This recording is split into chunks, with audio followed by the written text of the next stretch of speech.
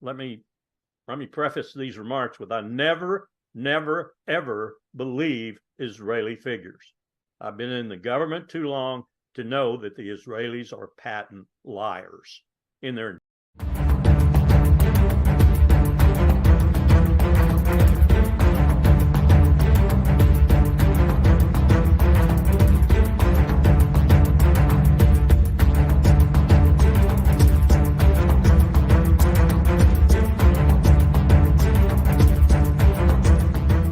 Welcome to the Daily Wrap-Up, a concise show dedicated to bringing you the most relevant independent news as we see it from the last 24 hours. Sunday, March 3rd, 2024. Thank you for joining me today. I was going to be playing a very powerful and important interview today with Zachary Foster, PhD. I decided to put it off until tomorrow because I wanted to follow up on an actually pretty incredible series of events, the follow-up to the Flower Massacre, which in and of itself is not a unique situation, even post-October 7th, but it got a lot of attention because it was horrendous. But even myself, in researching this today, I'm going through and looking at some of these new reports and seeing them get conflated into the same story, but starting to realize that there has been, as far as I can tell, 2 more aid convoys, specifically trucks individually, that have been bombed, targeted in. Let's just not conflate it. There's shootings along with all of these, but that these have been attacked. Right after what just happened, even as the world is paying more attention than ever, I just can't even, I'm beginning to question genuinely whether this is like lack of control over their own people, or they're just that, in the sense of the Israeli military, just that, I guess, of the mind that they're just, no one's ever going to hold them accountable. So we might as well just go as open and blatant as possible. I'm just kind of confused by how obvious it all is and what that really means. And don't be confused by the fact that it's obvious. It's happening. We can see it. I'm confused about the intentions behind it. Like, how is that actually the way this is playing out? So we're going to follow up on that story with even more information. This will be the third point on this coverage now in regard to the day we covered this, on the day it happened. The follow-up that I think is obvious, provable evidence that this was a setup, that they let this happen in order to both hurt these people, but then use the event to blame them and justify continuation of what they are doing, which is not bringing aid in while pretending that they are. I mean, and that it's just provable. And coming from corporate media more today. Not to say that means you trust corporate media. It just means that that is the truth, no matter who is pointing it out, based on the evidence at hand. And now today, more evidence is coming out, even CNN with more investigations coming out, proving the exact opposite of what Israel's saying. It's just this fascinating dynamic. Obviously, and I've continued to say this, that it's not like with the UN or any other entity that we should, and I think rightly so, be skeptical about and with CNN, obviously. But it's interesting.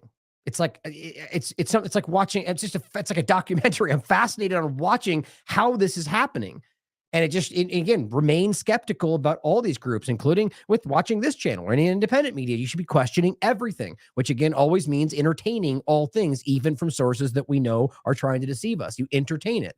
You dissect it. Do your due diligence. Nonetheless, what they're saying and what's coming out from even groups that I think are, their job is to mislead you, now trying to gain some kind of clout back, are starting to show things that destroy their narrative. And yet, weirdly, it keeps going. And that's the hard part about all this. But the additional convoys that have been attacked show you that this is a pattern. And again, the point we made the last time is that this is not new, even from this last Flower Massacre. They have been shooting at people getting aid from the very beginning. Many of us have been pointing that out. And we're going to do a point to start today in regard to a quick overlap of the kind of the New York Times. Again, all this is like dismantling and falling apart in front of them, the story about the rape allegations, and important to kind of overlap that with the way that lies are being constructed in how it's being discussed around the Flower Massacre. The story being inconsistent, different representatives giving different stories, proving that they were involved and they were the only ones there, trying to blame UNRWA and the UN for somehow not doing what they were supposed to, even though they just spent the last month forcing them out, and they recently said they weren't even there because they don't have any funding. So it's like this whole thing is kind of imploding, and it really amounts to the obvious reality that this is a deliberate effort to hurt people.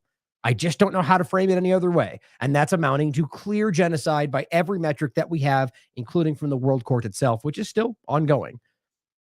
There's a few other things we will get into today, but that's the crux of the point that we're going to focus on. And I wanted to point out, again, as I pull my shoulder, trying to pat myself on the back, it's never really what it's about for me, but it's part. I mean, I'm proud of the work that we do. What I'm going to say is, in general, what I always frame as demonstrating our value, that we're covering this story, as a lot of other great independent media are, but few and far between, in my opinion. That as we're covering this story and we're following up today with the current events that are happening, that corporate media is still trying to find a way to spin, that you're only going to find this from on-the-ground journalists, social media reporting, that kind of stuff, that we're piecing together and giving you the tools to decide for yourself what's going on. In some cases, coming to conclusions that we're breaking this down today, things that happened a few hours ago. And still following up and continuing to break down what happened on the 29th for the Flower Massacre. My point is that most of the corporate media is only just now reeling about this story and trying to break these things down. But even most of the independent media is covering that first part of it and today, whereas we are well past that. And as I've continued to show you, that if you watch this show and you engage with this platform and all the different groups we work with, you will be ahead of these stories. You can disagree with that, but I think our track record speaks for itself. Very clear to see. It doesn't mean we're always right, but it means that we put the pieces out there in a way that allows you to do your own due diligence and learn for yourself and be able to understand these things. And you begin to realize that it's not really that somehow we see before things happen. It's just that we're following along. And we're using our educated guesses and our estimations and our research and putting the facts together, and pictures begin to evolve and their tactics become pretty transparent. And we have a pretty good estimation about what seems like it's about to happen. And again, I don't need to tell you guys this. That's why you're here. That's why you're supporting this platform. So thank you for continuing to help us be ahead of the curve. And I wanted to ask one more thing that I thought was interesting with how clear this all is, right? With how shockingly obvious it is that this is wrong. What's happening is not about freedom or fighting against a bad guy. And I'm wondering where all the people were right in the beginning. Not the Ben Shapiro's of the world that are going to drown in these lies until no matter what, it seems. But like someone like a Dave Rubin, or even like a Jordan Peterson, give them hell, Netanyahu. Where are they standing now? It's interesting how a lot of them have gotten real quiet. And I think that that also bothers me too. If you're in that position and you stood up and were like, yeah, I support this and you're wrong and you're an anti-Semite, if you say that, and are now going, okay, wow, this is a really bad thing, have the courage to stand up and be like, I was wrong. This is disgusting. And I still stand by my statements to begin with, but what is happening here is genocide. Find that courage, guys, because you can make a difference today, even though you were allowing genocide to begin with.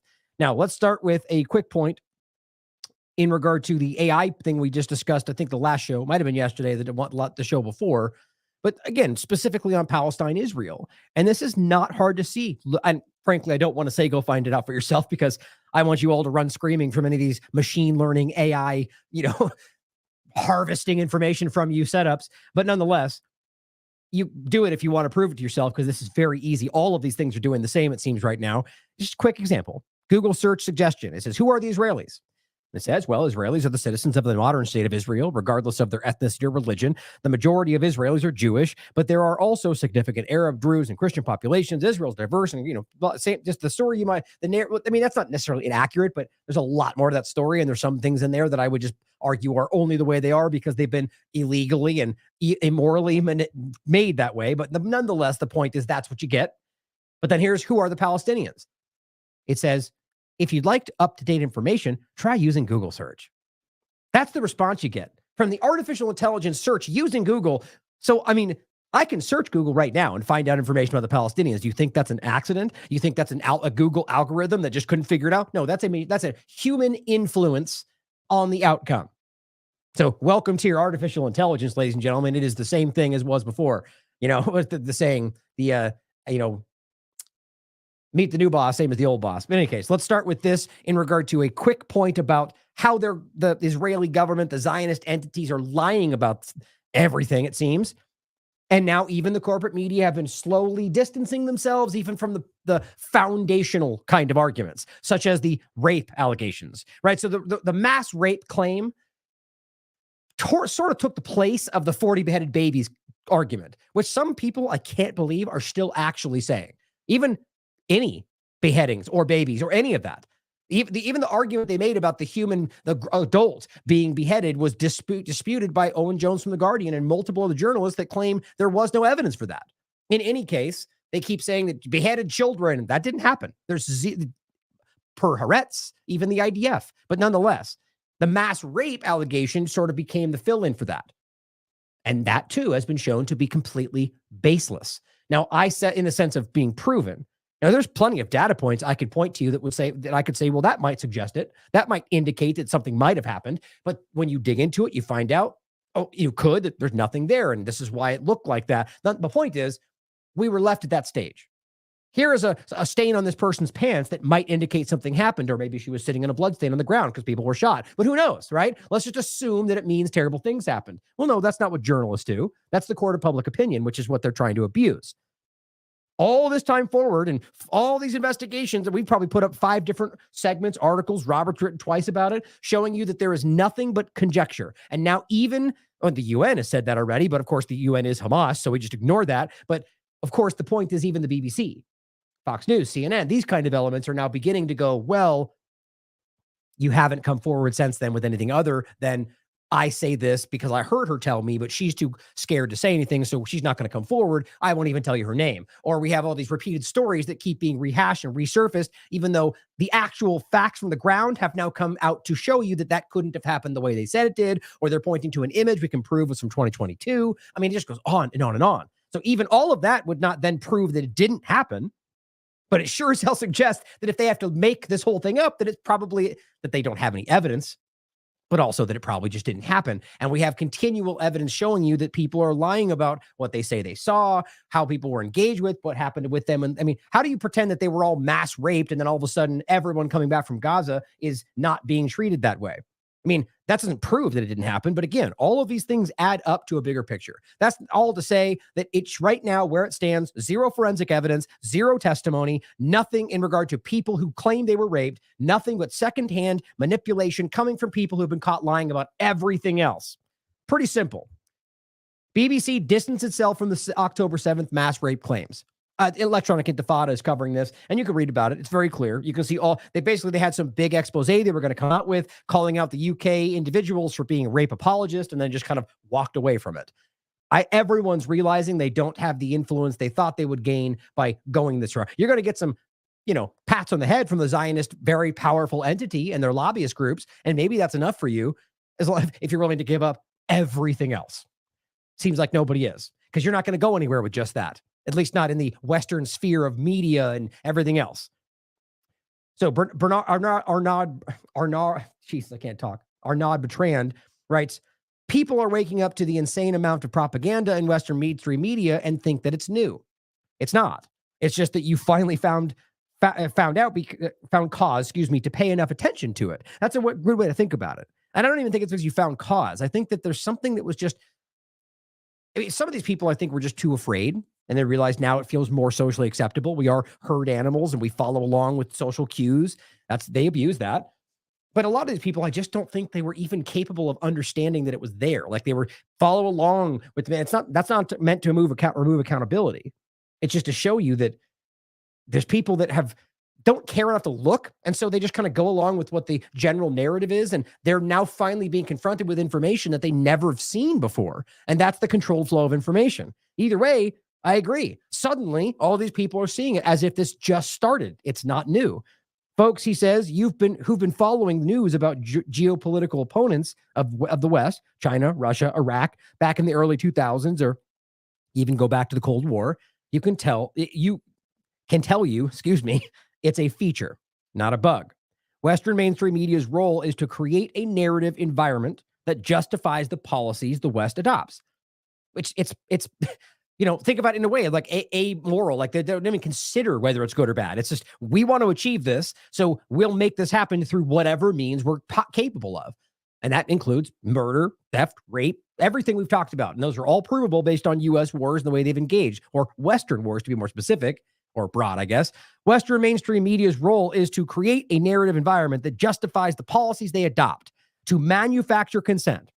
It has very, very little to do with the search for truth.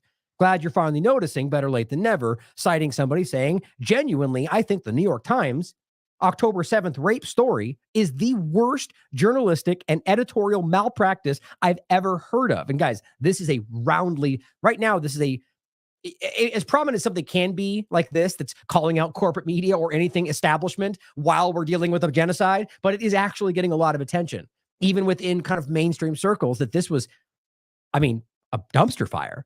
That comparing it to the, WMD conversations, so many different things.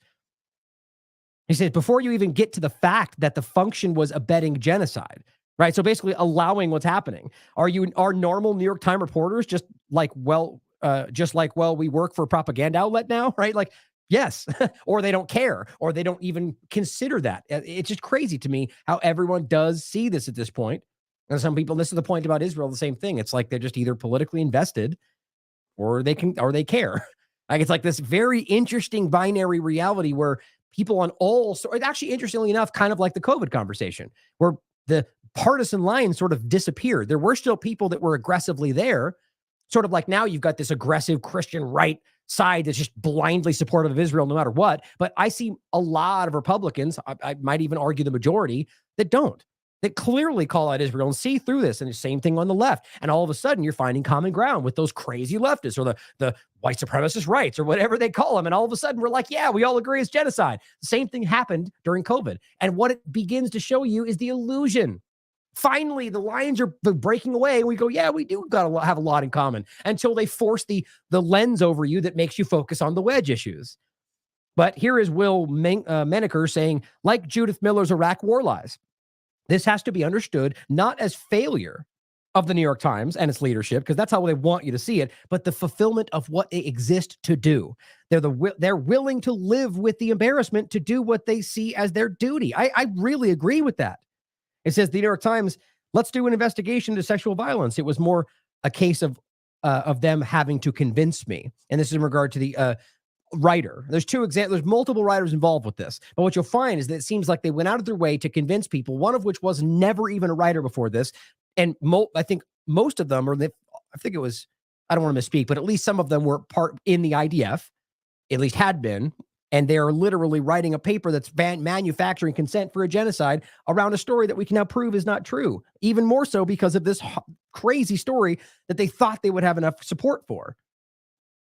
As Paul Bigger writes, to put the Intercept article in a broader context, they covered this. It's called The Story Behind the New York Times October 7th Expose, which you should read. Israel published lies about sexual violence. New York Times editors demanded an article to support it. New York Times got a first-time reporter to investigate, in quotes. They found nothing. Zero. Nada. There's zero factual provable evidence in this article other than testimony, conjecture coming from secondary reports that are anonymous and things like that. They published it anyway. Israel murders 30,000 people. That's kind of the way this goes. And it writes here, and not only that, but the reporter readily said that the whole thing was to support literally using the word Hasbara, which in certain contexts they call anti-Semitic. But that's an actual process or a policy by Israel. It's called Hasbara. It's framed in positive light as manipulating the narrative in a way to help Israel's agendas or whatever. But the point is, it's straight up manipulation, like lying. And if you actually get into the Hasbara talking point, it's about knowingly lying for Israel, which is the same thing all these governments do. It's not unique to Israel, but just recognizing that she openly says that this article was about lying for Israel, or however you would frame it. To remove the word lie if you think that's not what it really means, but it really does. They're just simply saying it's about an agenda, not about actually finding facts. New York Times went along with all of this. Ryan Grimm points out, this is one of the writers, or, quote, writers, Anat Schwartz, in the podcast where she was interviewed. She said she was told these rape crisis centers did not hear from victims and had no reports to share. Not only are they lying about it, you go into, I don't want to go deep on this because this isn't the point today, but just, you can look through it. All this stuff is very, very clear. And this is exactly what we've been telling you. So where's the evidence coming from? Where are the reports coming from? IDF members? Well, they lied about everything we've heard so far. And Zachary Foster just points out, again, make sure you follow him. Our interview will come out tomorrow. He's a very intelligent person. He just simply points out interesting overlap. Between 1882 and 1946, the most common justification for lynching in the United States was the claim that a black man had raped a white woman. And you can look the historical. This is not something that's hard for Americans to wrap their mind around. And sadly enough, But he then writes, I noticed that AIPAC seems inordinately obsessed with tweeting about the mass rape allegations. You know, the ones that aren't true. History doesn't repeat itself, but it does rhyme. And he just makes this point that this is not unique. But it does show you the kind of mentality that we're dealing with. We're talking about people that want to justify their crimes, their bigotry, their racism by calling you the bigot, you the racist, you the one that doesn't understand, right? That's how this tends to work throughout history. Power structures will do what they need to can maintain power. Here's an article we did, a lot of segments and discussions, but here's one if you want to break it down more. Here's the Haaretz article that does their own research on this that says that everything they're discussing in this regard is a lie. Not every single story, but the ones we've discussed. The atrocity propaganda, the oven and the baby, the stomach being cut open, the 40 beheaded babies, all of these stemming from Zaka and these different groups, including the mass rape allegations. And they're not all of which happened in reality. It's very clear. Here is an example of one that I think just kind of shocks one of these primary stories about the people, the hostages, and so on. Propaganda & Co. writes, Hamas fighters shielded Israeli hostages to protect them from IDF shrapnel. So if we're talking about people that were so, whatever word you want to use, that they hate these people so much that they were going to rape and murder and torture, well, we can prove all of that, by the way, has been happening to Palestinians by Israel. Now, it's certainly possible, and I wouldn't even be shocked if we're talking about the same thing happening in reverse. I have yet to see the evidence. What we continue to see is allegations and narratives and lies, provable lies. Well, there's a classic, UN's documented, human rights groups have documented it, the treatment of Palestinians in detention. Point is that now we have the comparison to what they claim happened over here to what they're doing and holding people in Gaza. And now we get them coming back saying they were treated well, they were fed, they were getting medicine, they were getting medical treatment, none of which is happening over here for Palestinians. And on top of that, while they're telling you that IDF bombings are killing their own people and the IDF lies about that to this very day, one of them spoke to The Guardian and literally said that they were shielding them from the IDF shrapnel, literally willing to give their own life up to save the hostage, an Israeli, for whatever you want to reason for, I'd argue because they're trying to get their own people back, and that person represents one of their own people. Here's a clip where she's saying this, and I'll show you the actual Guardian article. Well, here, I'll just show you this first. Here's the article where she's talking, being interviewed rather, and it simply says, the family was moved repeatedly from tunnels to apartments. One, again, showing you that they were not just in tunnels. So as they bomb and carpet bomb these buildings, that they're very well killing their own people, which I think they know. And later to supermarkets, mosques, so same thing, right? Sometimes on foot, once on a donkey. So as they're bombing donkey carts, same thing.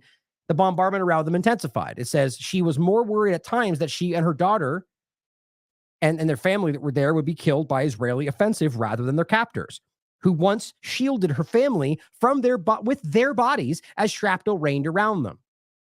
It's kind of hard to make this make sense when, again, really all it amounts to is a bunch of Israeli narratives that certainly could be true, and then a bunch of facts that challenge it. So you can choose to take their narrative as in lieu of the facts when they've been caught lying, but that's sort of like the same game with trusting the Ukrainian military, trusting any number of these situations where that's where this ends up. That's a choice. It's a political choice, and I think you're on the failing side of this. Hey, Instagram just censored the show again. Big surprise. And this clip here. Oh, that's right. I didn't download it. So basically the clip, Carly shared this after Propaganda Co. Basically just saying the same thing, but you can just see as it says, it was nuts, like saying they were being bombed, boom, boom, boom, shrapnel coming in. It's on channel 12, by the way. You can look it up for yourself. Folded the mattress over themselves, and the guards, so Hamas, or whoever's guarding them, protected us. He said, they lay on top of you? He said, from the army shelling? He said, because we were very important to them. Right? It's and again, the Guardian quoted the same. So it's interesting that challenges the entire narrative. But this is the kind of propaganda we get from the Israeli propagandists, right? The idea, just wholesale lies with nothing to back them up. And the only people that want to believe them are people that have a vested interest in blindly believing whatever is pro-Israel. Aviva Klampas is one of these people. She says, a Hamas leader says the terror group will not provide any further details on the hostages in Gaza without a big price being paid. Oh, really? Where'd that come from? Yeah, trust me, bro, source, right? Where is it at? Certainly possible. But then is that a random Hamas member? Was it a leader in Qatar who is still being funded and protected by Israel? What are we talking about here? Because if we're going to be honest about the situation, as of like 2 days ago, they were already offering a full exchange, which they've been doing since week one, that literally everybody but Israeli propagandists have been honest about. They've continued to offer a full exchange for all the people and a full ceasefire, which Israel continues to say no to, and then offers a temporary, which nobody wants except Israel, because it will amount to the same thing happening and Israeli hostages going home, which is what some people want.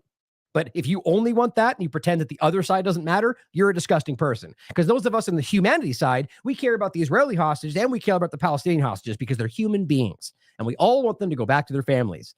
The problem here is to say that they pay a big price with more, if you ask for more details. I mean, how do you reconcile that with the fact that they're currently still meeting in the talks with Egypt and Qatar? I mean, let's be clear. Let me be unequivocally clear. She's lying about that.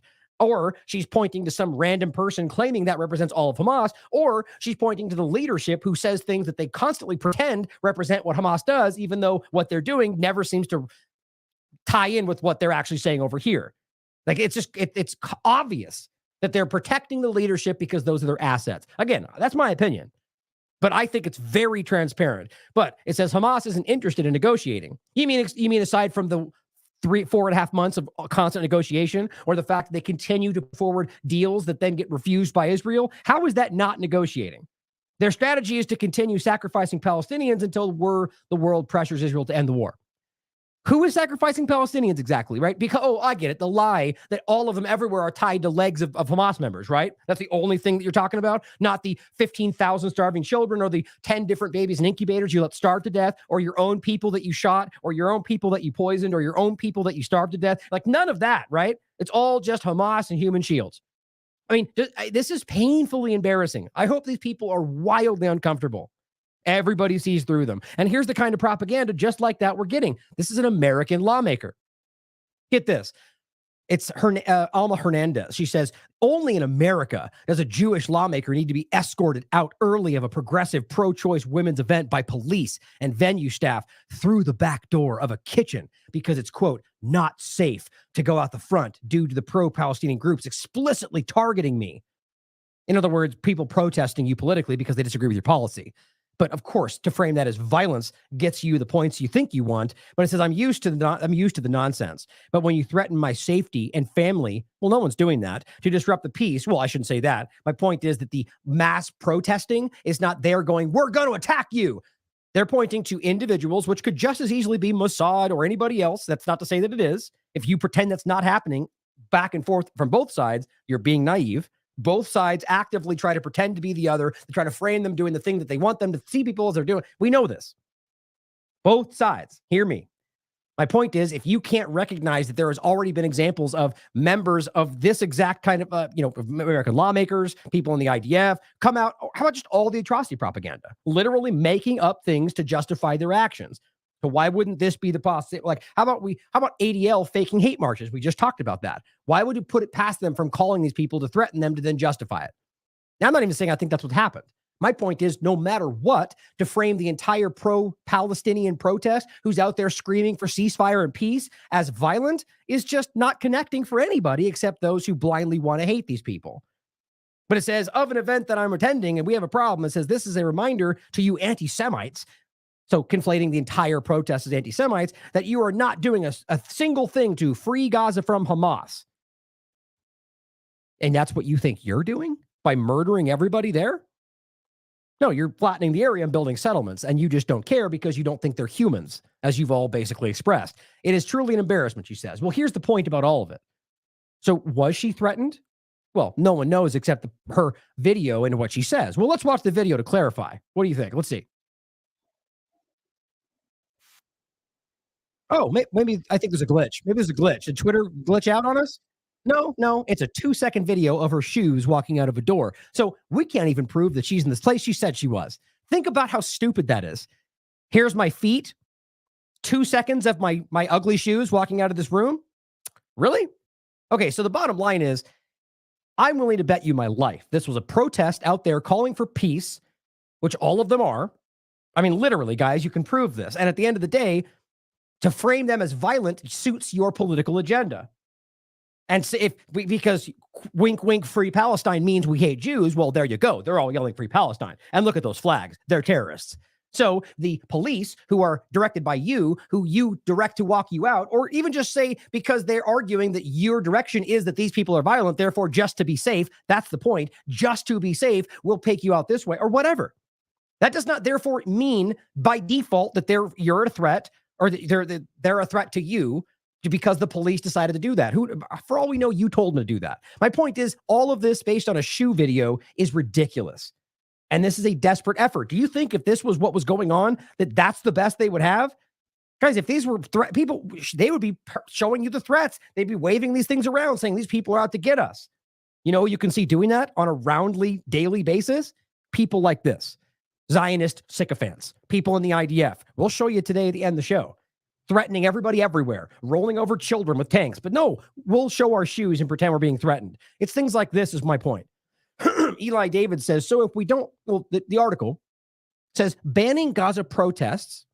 Okay, so they're arguing they want to ban them because they claim they're terrorists, right? Well, that's stupid because that's just a broad statement. And then the point becomes because we know they're terrorists, you see, that's how this game works, but they're not. But banning those terrorists could lead to terror attacks. See, so this is a circular logic concept, if that's even the right term for it. So you establish something that no one's proven. But then from that thing you pretend that's proven, you say, well, because of that, therefore this might happen. Then he goes, well, so if we don't let the mob generate fear and undermine our values, well, they'll start killing us. Why? Because the Times article said so?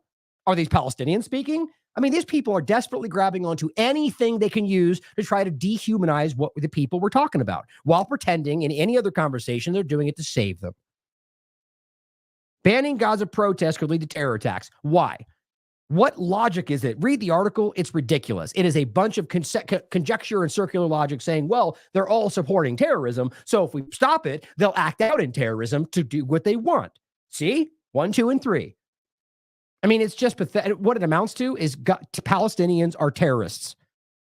I mean, they just can't even hide who they really are. It's gross. It truly is disgusting to me. But this is propaganda because it's based on a circular logic and nothing really there. But people read it and go, wow, oh, they're just going to attack you if you ban them? No, nobody said that except you. Same point, Elon Levy says the same thing we showed you the day. While misinformed and malicious actors claim that not enough food's coming in, here we have all of this food, and shows you a static image that's not even from what we're talking about, and it says, on the Gazan side, which he's now quietly started saying the opposite because he knows he's being caught. Like, that's how bad this all is. So the point was on the Gaza side, trying to pretend that they're not letting it in after they deliver it to their side. His latest tweet says that it's all piled up on their side, and it's because of the UN.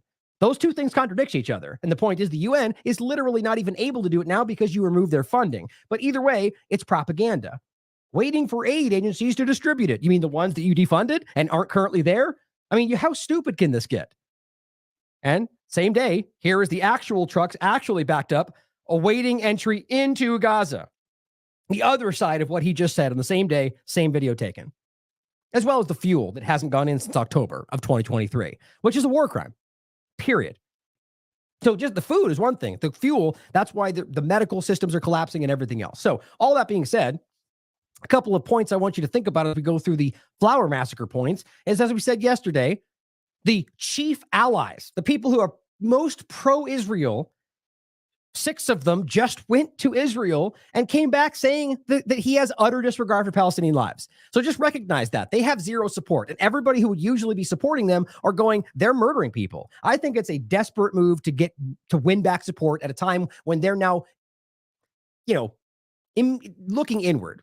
They're thinking, well, I can't start supporting Netanyahu at this point because I'm going to lose my position as a leader, and then I can't even support him anyway. So it's like this long-term thought process. Well, they'll go right back to supporting the illegal governments. That's what they do. That's my opinion. The point is that they all came back and said total destruction, disregard for Palestinian lives. So who are we arguing with here? If everybody sees this, everybody everywhere except a few cowardly politicians and the genocidal government, so the point is we all do. But the part I'm fixating on is that it still goes. It hasn't stopped. And that's what people keep saying is somebody needs to actually take an action here. The U.S. could stop funding it. They could stop sending weapons. Or somebody needs to take action to coerce the U.S. to stop doing that. However you look at this, standing and waiting is not going to do it. Now, here is Lynn Boland, I forget what that was. It's an Ireland. I think it was a member of the government in Ireland. In any case, the point is this is a representative speaking on behalf of, the situation in Israel. And this is shared by Abir. I feel like anyway, I don't want to get distracted. I feel like this is a woman that works with a group that I was just covering. But in any case, that wasn't necessary. This is a great video where she's breaking this down and just highlighting the current situation. So thinking about this as we go forward about what they're actually dealing with, this is the current reality. Is boiling because we are seeing children, innocent children, blown to bits, children who are getting the limbs amputated without pain, without anaesthetic because of the blockade. And I was in Palestine in 2015 with Operation Protective Edge, and I witnessed with my own eyes aid being prevented from getting into Gaza when Israel decided to, as they say, mow the lawn. And that's what they do. Every few years they go in and they bulldoze. But do you think has Sinn Féin pulverised, been slow to recognise the terror that has been inflicted by Hamas? Everybody has condemned October 7th. Everybody has condemned. That does not justify going in and slaughtering innocent women and children. It's actually insulting. Like, you should be insulted by that today. I mean, she's right. I mean, even people that probably don't even feel that have said, yes, I condemn that because they have social pressure. Literally everybody has said that's bad. I mean, anybody with a heart and a conscience can say, yes, they're civilians. That shouldn't have happened. And I mean, literally everybody was saying, yes, here's what, and even myself taking the hard line right in the beginning. International law says they have the legal right to armed resistance, period. But here's where you can show that they've committed crimes. And yes, that should be held accountable. But that wasn't enough for the wild Zionists that wanted you to say 9/11.20. It's just not the reality. But my point is now, after everybody has said that, now 5 months of genocide, and they keep going, but what about this day? It's insulting. It means that is more important. No matter how much happens here, their lives matter more. Whether they realize it or not, that's what they're doing. And it is grotesque because it's not true. Human life matters. No matter where you are, what color you are, what religion you are, it matters. Absolutely nothing justifies it. And it's rich for AMOTs to talk about law and what's legal in a war. They don't respect the International Court of Justice. They have tried to undermine the UN and UNRWA. So they think that they can act whatever way they like because Israel has been allowed to act whatever way it likes. And that has to change. There has to be sanctions. There has to be consequences for any state that goes rogue. And at the moment, under Netanyahu's government, Israel has become a rogue state. God, I hate that. I always try to stop it before I see the TikTok thing. Well, just to address the point in the chat, because this is a fair conversation that we should be having. Somebody says there's nothing to condemn on October 7th except the crimes of the IDF. Now, that's actually certainly possible that every single act that was considered a crime could have been committed by the IDF with all the information we now have. But I don't think that. I mean, let's remember that and I'm not talking about the leadership that I don't think is truly representative at this point of the people on the ground in Gaza. People in Gaza have spoken in Hamas leadership, but not the leadership in Qatar in regard to the people that are the heads of the whole thing, have spoken up and said that they did take these people, that they did shoot civilians. And the point was they even argued that it was, and this is where you can have the conversation, that they simply argue, one, that side the law doesn't mean anything to the U.S. or the Israel, and they never follow the law. They shoot our children and our women, but still, that means both of them then commit crimes, right? Doesn't wash each other away. But on top of that they would argue, and there's a valid argument to be made, that Israel is putting these people in positions in illegal settlements, that's what they did go into. Kibbutz these are illegal settlements. But nonetheless, I still argue that we need to take a hard line on that as humans, right? As people with compassion and morals, that we can acknowledge that what they did might have been, that this is their rationale for it, but it doesn't somehow no longer make it a crime. So, but fairly, we would stand back now and say, okay, you look at the whole 75 years of brutal occupation and how many crimes, murder and rape and theft and displacement and ethnic cleansing has been ongoing, and hold them accountable. But then still compare that and hold people accountable for the crimes they committed on October 7th or any other situation. Like that's the only way we can be honest about it.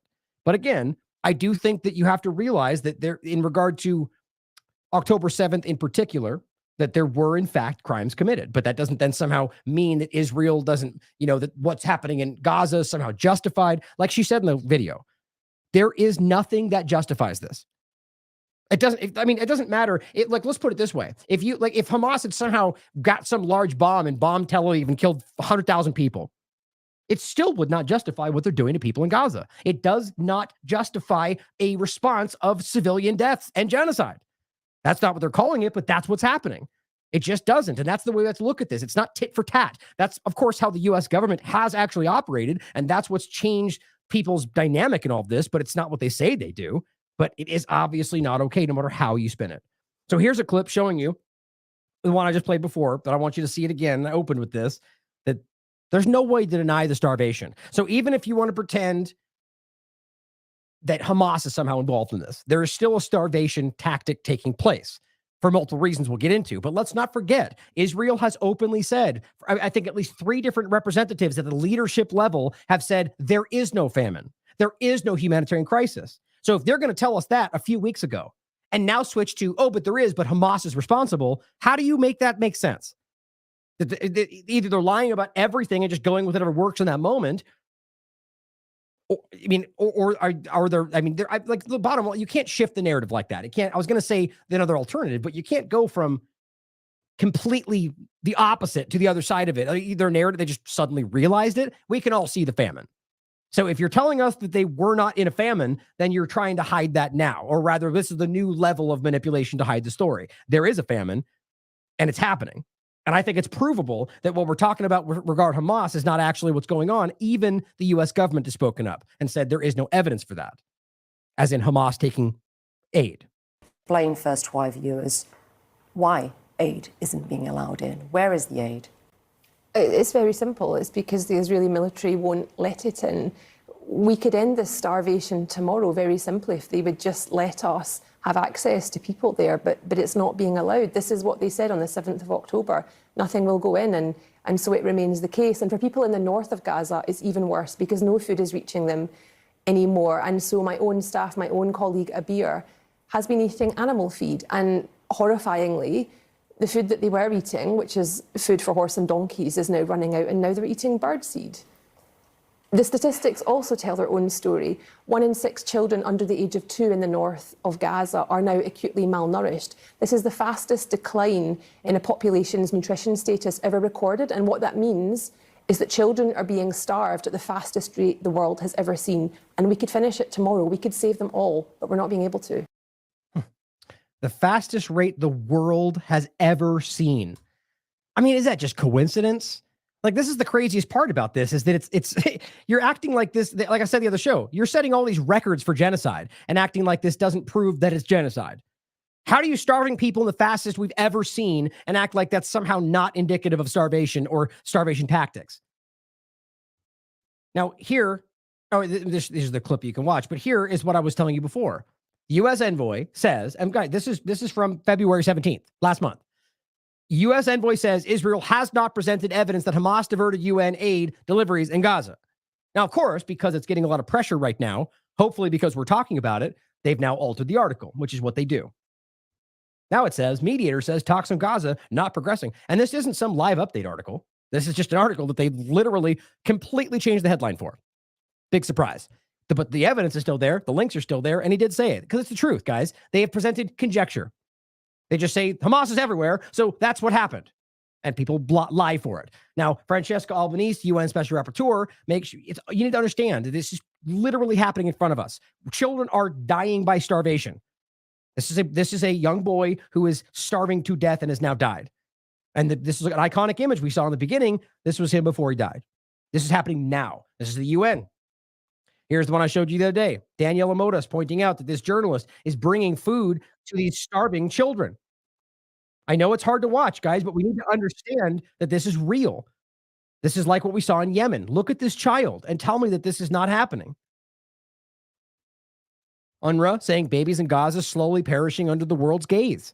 At least 10 children have reportedly died because of dehydration and malnutrition. So dying of thirst, dying of food, of starvation. And this is just at the Kamal Adwan Hospital in northern Gaza. Here's the statement from the UN. But of course, they're Hamas, so nobody cares, right? But, here's Haaretz, Israeli media. Are they Hamas too? Firing at crowds of people who had been waiting for flowers since before midnight shows the IDF commanders on the ground and in Tel Aviv haven't grasped that hundreds of thousands of Gazans are facing the danger of death by starvation. So even Israeli media, first of all, acknowledging the obvious, they're dying of starvation, but almost giving them a pass, as if like they just haven't recognized that it's happening. I don't believe that for a second. But either way, here's what it says. Between the Israeli guard posts in the northern Gaza Strip, whose soldiers enjoy a steady supply of food and water, roam hundreds of thousands of thirsty, starving Palestinians subsisting on poultry feed, grass, and contaminated water. Now ask yourself that. If they're so concerned about helping the innocent ones, why aren't they giving them the food that they have in their hands? Can't they literally walk this food out to the innocent people and give it to them? I mean, just think about how, no, they're making TikTok videos where they roll over the food, where they throw the food at things and make fun of Gazan people. We don't talk about that. Israel isn't allowing foreign journalists into Gaza, of course, because then they would see the reality, making it simple for it to just dismiss reports based on Palestinian journalists' work as biased. That's what they keep doing. No evidence behind it. All United Nations agencies are perceived in Israel as Hamas. That's it. So the assertion of several UN employees that most of the wounded they saw in hospitals are bullet wounds are just biased. Except it's too bad that the BBC followed up on this and in fact did prove that, or is this one of them? No, it's the Haaretz one. But the BBC covered this and cited doctors, including people that are, that are like it wasn't Abu Sita, but like these doctors coming from London that work in these, help Gaza, telling you that, I think it was something like 80% that they saw was gunshot wounds. So, I mean, they're being contradicted literally everywhere at this point. And all they can do is go Hamas and just disregard the facts. Either way, and the point would be to not forget that I keep showing you this, and this is so embarrassing that people make this argument online, seeing as how the IDF even spoke up and made this point. This is a study from the Lancet. I don't even know how that got done so fast, saying no evidence of inflated mortality reporting from the Gaza Ministry. That's December 6th, 2023. Using publicly available info, we compared the Gaza Ministry of Health mortality reports with a separate source of mortality reporting and found no evidence of inflated rates. And now it's already been proven on top of that the Israeli intelligence is using their numbers in their military reports for their internal meetings. That was publicly admitted, IDF. And yet they still act like even Mergev will say, well, but we don't trust Hamas numbers. Well, yeah, you do, though. So they just lie about everything. Either way, firing at crowds, they go on in Haaretz, of people who have been waiting for the flowers since before midnight shows the commanders on the ground and in Tel Aviv haven't grasped that hundreds of thousands of Palestinians in Gaza are facing danger by death of starvation. You mean they haven't grasped it by making fun of them starving or by talking about how they're starving or delivering the aid? I mean, of course they know what's going on. It's as if they recognize the severity of the situation, and they do. They apparently haven't conveyed it to their subordinates. Which what they're basically saying is that the leadership don't care that people are suffering.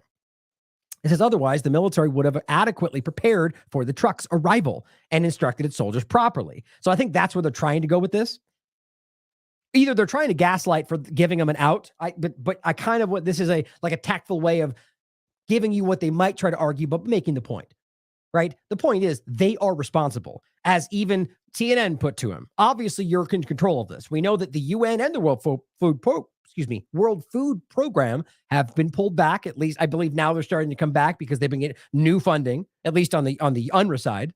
But at the time this happened, they weren't present. That's been clearly proven. So only the IDF was responsible. So when they bring it in, as they've admitted they did, but they tried to hide it to begin with, they are the ones responsible. So whatever happened is their fault, no matter what. If Hamas shows up and takes it, that's their fault because they're supposed to be protecting the aid. Either they care about getting the aid to the people or they don't.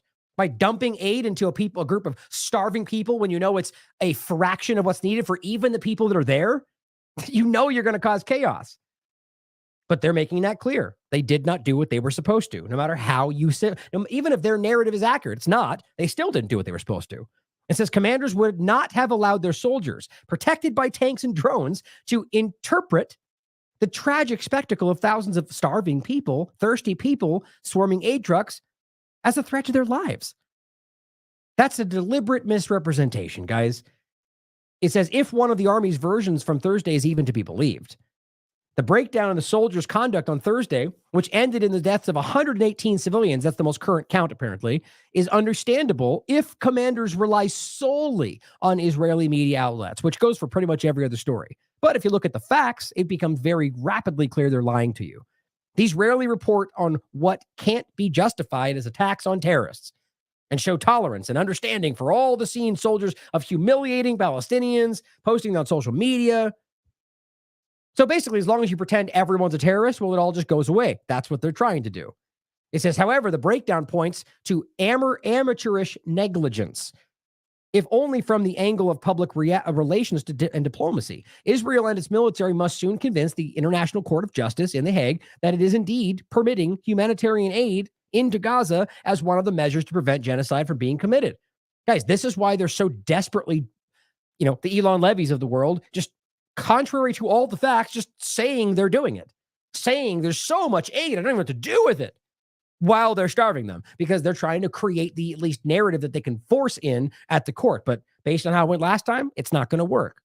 The military is required to work together with the coordinator of the government activities in the territories, which issues daily English language information on the aid trucks it has allowed into Gaza, and tries with all its might to give the impression that Israel's doing everything in its power so bombarded Palestinian civilians have food. Western governments are backing Israel and supporting the war. To be clear, that's not what's happening. They're lying about what they're doing, and we can prove it. But it says, which is one of the reasons for its protraction. Basically, they're blindly supporting Israel, no matter what. They apparently don't agree with the Palestinian position, which is the truth, that this is a deliberate starvation of Gaza's population, as demanded, openly, stated repeatedly by the most extreme in Israel's government. So it's embarrassing that we're not doing it. What a fake news story. How racist. But here they are saying they want that to happen in leadership positions of the government who decide what happens. It says, and in accordance with the disproved theory that the tougher the pressure, the sooner the hostages will be released. They never expected that. They knew it wouldn't happen. Their own history shows that Hamas is not going to do that. So that's one more example of why I think they wanted to kill these people. Hannibal Directive. Furthermore, as famine spreads, so does the practice of spontaneous distribution, as aid organizations call raids on trucks cargo by individuals or groups. Point is, you're literally bringing food in as a fraction of what's needed to people that are, let's be clear about this. In that day, somebody might be starving to death. You don't think people are going to be, think about the desperation that causes. Put yourself in that position, and you've got a 5-year-old that's literally starving to death next to you. What would you do to get food? Right? You're in a group of 100,000 people. They put food in for 15. What are you going to do?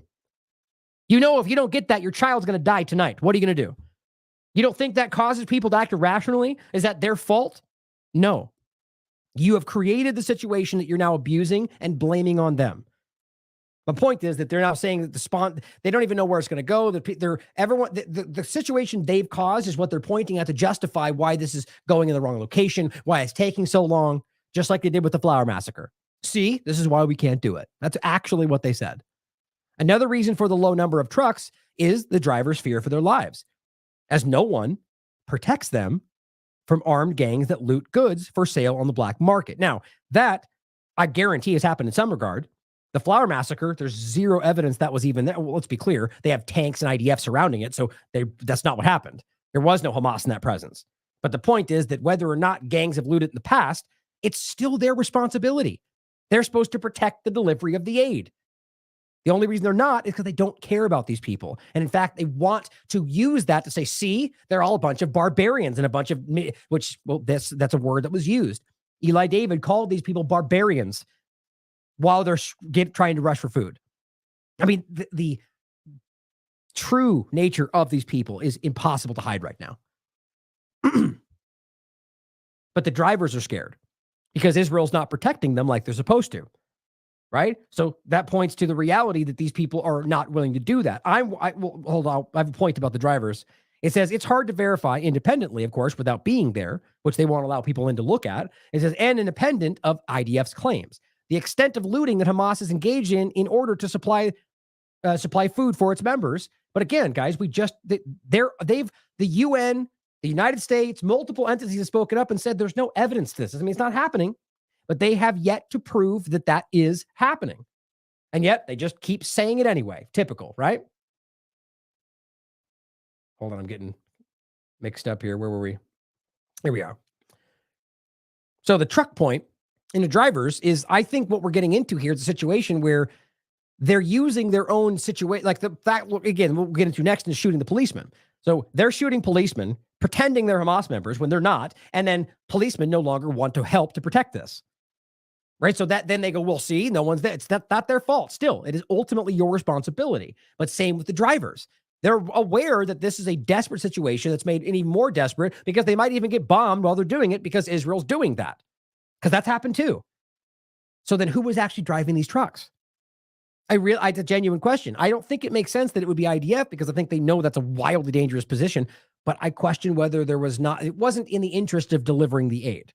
Just a thought. But it says, but Gaza residents also report cases of policemen who are sent to protect the convoys from looters and are shot and killed by the Israeli army. And they just simply go, well, they're Hamas, which is even what they said about this conversation.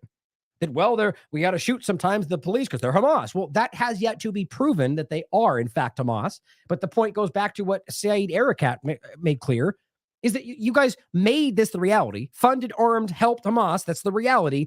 And they ruled this area as the government for quite a while. And then now you point back at the fact, like, how do you end up being in the police or the government? Well, you go through the channels that control the area. So now you've created this undeniable track record that you can go see they're all connected no matter what. And that doesn't mean that they're all terrorists. In fact, it doesn't even mean that about the Hamas entity today in general, but they just keep pushing this in. It says, U.S. Special Envoy for the Middle East Humanitarian Issues complained in early February that Israeli forces had killed Palestinian police protecting the UN aid convoy. So even the U.S. spoke up and said, you're killing the people that are there to protect it, and then blaming them for why it goes awry. 15 children recently died of malnutrition and dehydration, according to the Gaza Health Ministry at the end of last month into today. Perhaps the commanders of their soldiers think that it's all Hamas propaganda. Maybe they believe that narrative. I don't know. Perhaps they infer from the English language COGAT propaganda group that there is a steady, sufficient supply of food for Gaza. And perhaps they think that the crowds of Palestinians storming the trucks are just criminal looters. I mean, how could you, quite frankly? But it says, regardless, the shooting at or towards the starving mass of people at the Flower Massacre on Thursday morning was no random accident resulting from mental fatigue. It took shape under the military spirit that preceded the October 7th massacre and intensified after it. On the one hand, disdain for Palestinians, seen as people who are less worthy than Israelis in the mind of Zionist Israelis, and on the other, a sweeping incrimination of them as a group that poses a threat by definition. It is acceptable to bomb residential buildings with their civilian occupants. If it's acceptable to bomb residential buildings and their civilian occupants inside because of the presence of a single senior Hamas member, which they've already claimed, then there must surely be a license to shoot at people in the dark. Indifferent to the fact that they're hungry. Elderly parents, little children are waiting for them at home to return. Who cares? Because they're all Hamas. I mean, guys, this is Haaretz. This is leading Israeli corporate media. I just think it's wild how clear this all is. Now, the point in general, October 7th was a massacre. But we have to remember that a lot, if not the majority, were shot and killed and bombed by the IDF. That's not even contentious anymore.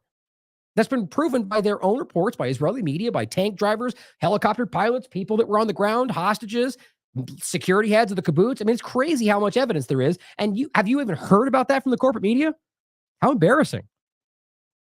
So the point is, yes, they grasp it, but even their own media can recognize that they're doing this on purpose, and yes, that they are starving. Here's Elon Levy on the 2nd, yesterday. The idea that Israel isn't letting aid in is simply a lie. So just again, everybody else is saying the opposite. There is no limit to the amount of food in the sense of, like, the Zionist side is saying this, and then everybody else is going, yeah, but you're not, though. You're blocking it.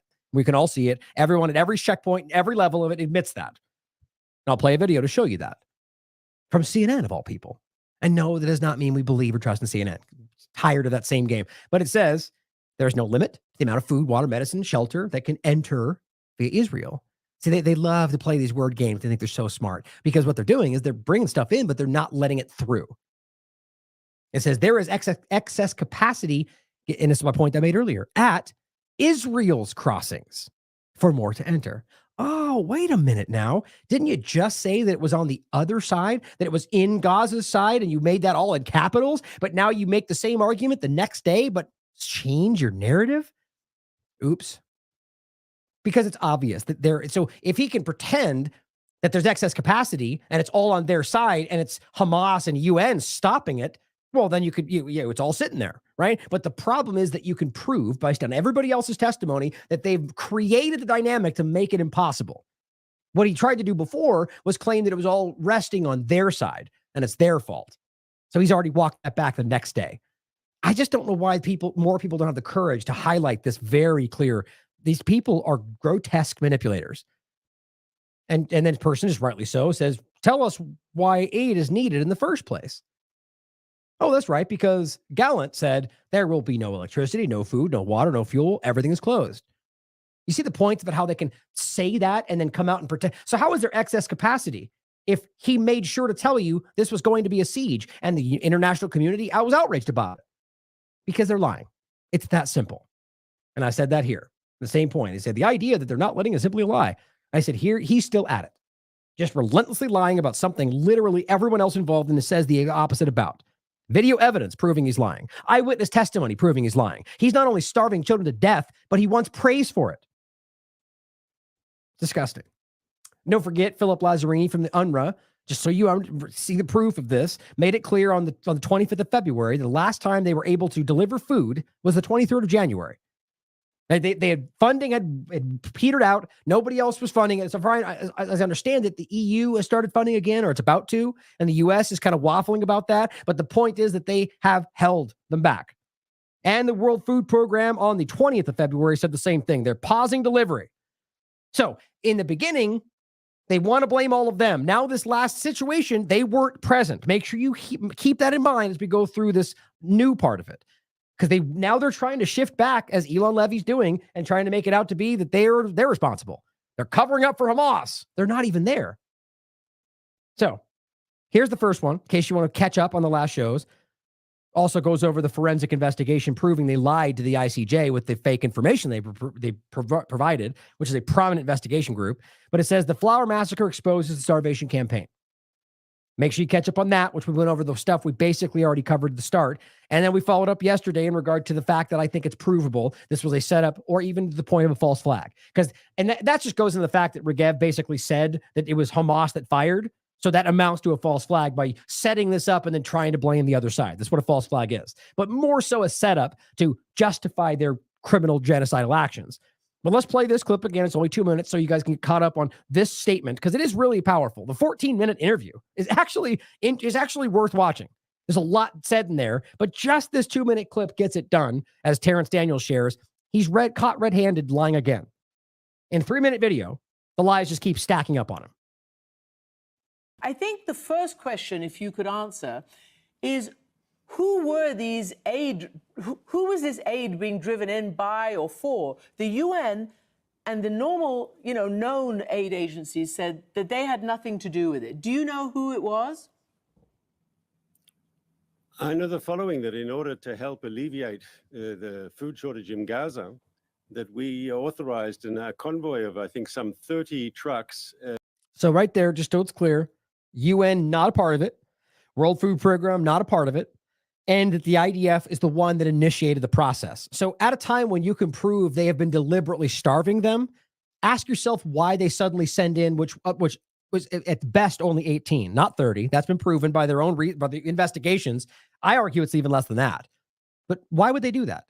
It's not going to have any real effect on the outcome. People are starving to the point where they, as most of the experts are saying, they need thousands of trucks right now, thousands in a daily process.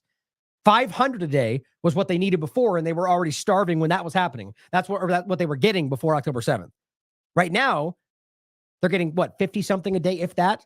It's an insult. People are dying right now. They're dropping 38,000 meals the U.S. did in Jordan. It's a not even a bandit in a bullet hole. It's insulting. It's actually making it worse if you actually break it down. The problem is,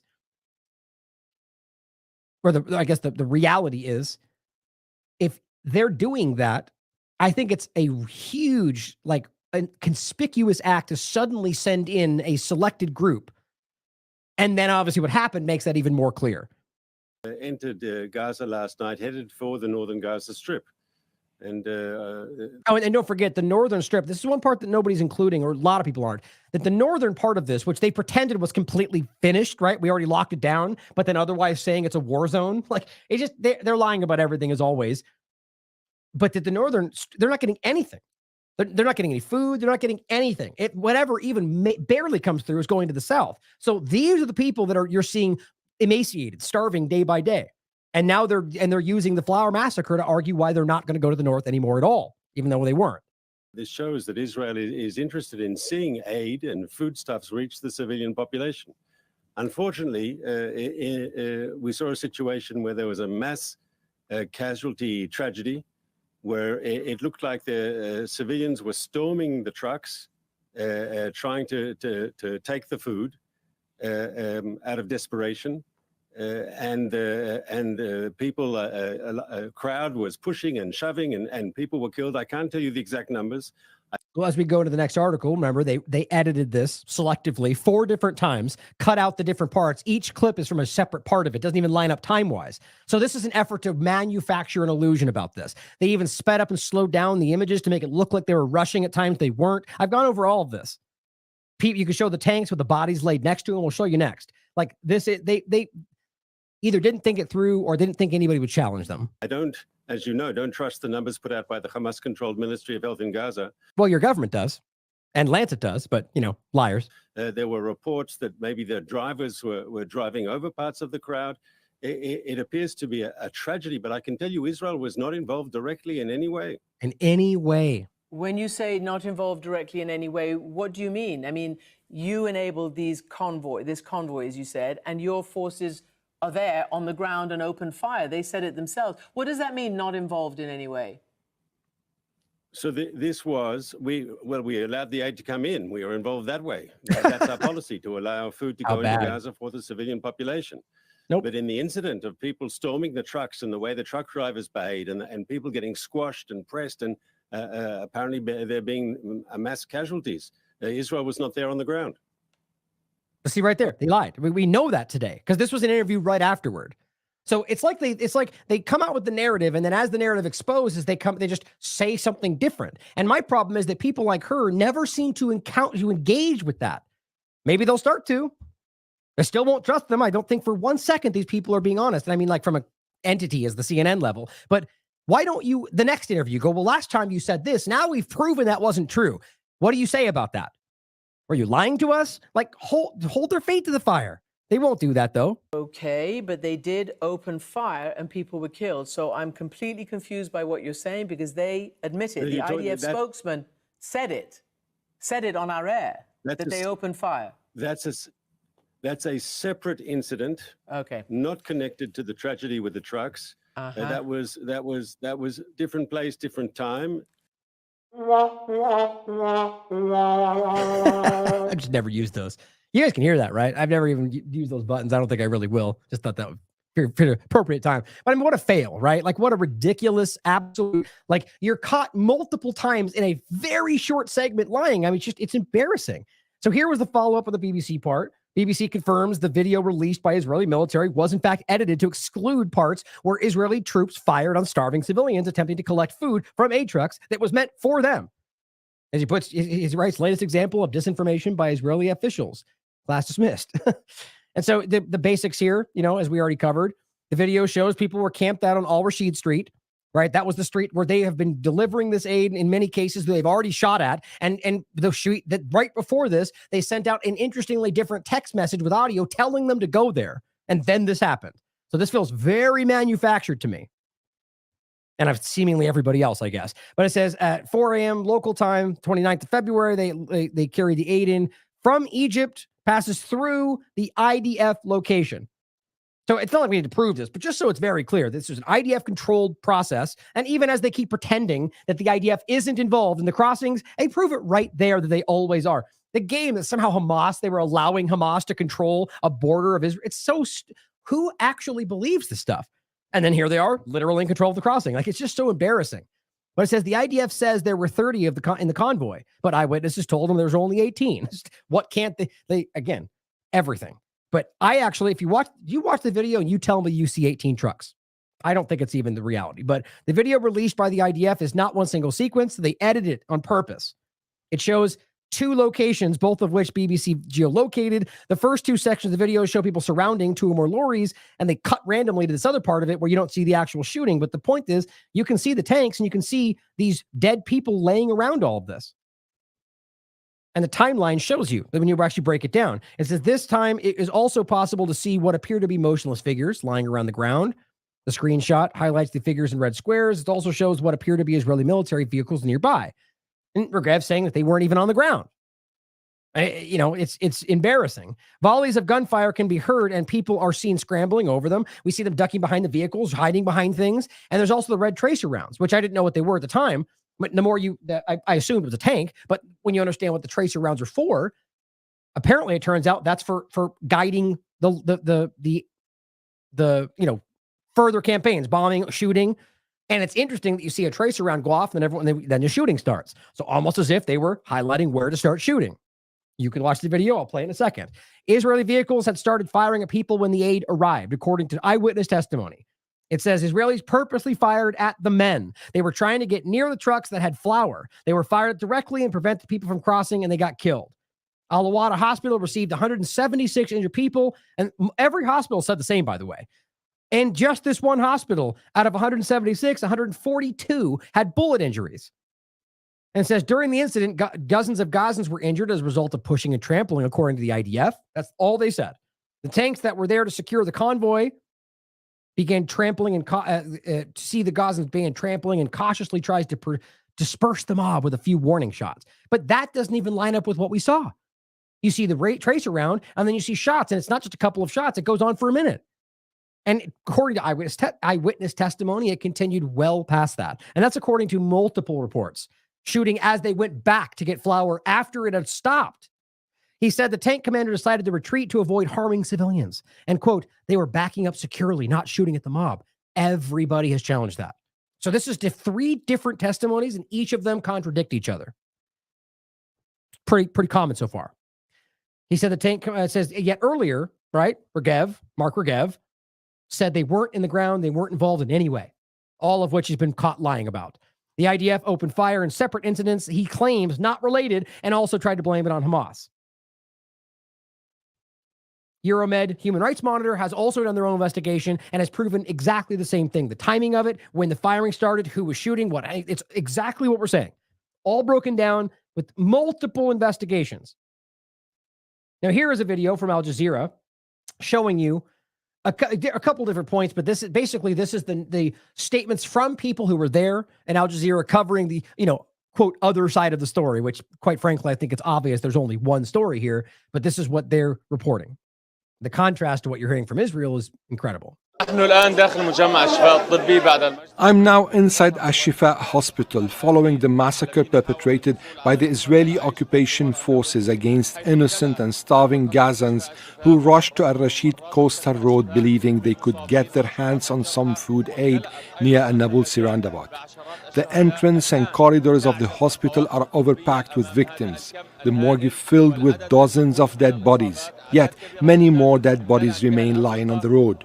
The medical staff stand helpless amid this influx of victims. As we speak, more victims are still being brought to the already overwhelmed hospital. Let's listen to some eyewitnesses. We headed to Al Rashid Road, hoping to get some flour for our children, but then the Israeli tanks advanced. They opened fire randomly on everyone on the road. Dozens were killed and hundreds injured. I simply went there hoping to get some food for my young children. We've been starving for more than 140 days. Very little aid is entering the Gaza Strip, and nothing is reaching the north. It was the first time that I went there to wait for aid. I took a bag because we don't have flour at home. As soon as the trucks entered, Israeli tanks advanced and started shelling. I was injured.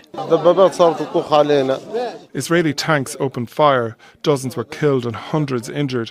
We appeal to the whole world. We cannot feed our children. Any aid delivered is soaked in our blood. May God punish those responsible.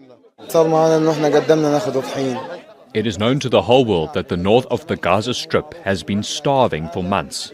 It is beyond description. This man has a family of 12.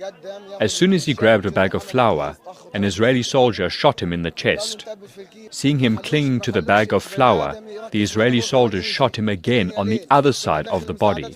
You see, that's about as ridiculous as claiming that they accidentally shot one of their hostages 15 minutes after the first two, right? When they shot those 3 Israeli hostages, the IDF, the story wasn't they shot them all at the same time, as you remember. They shot 2 of them.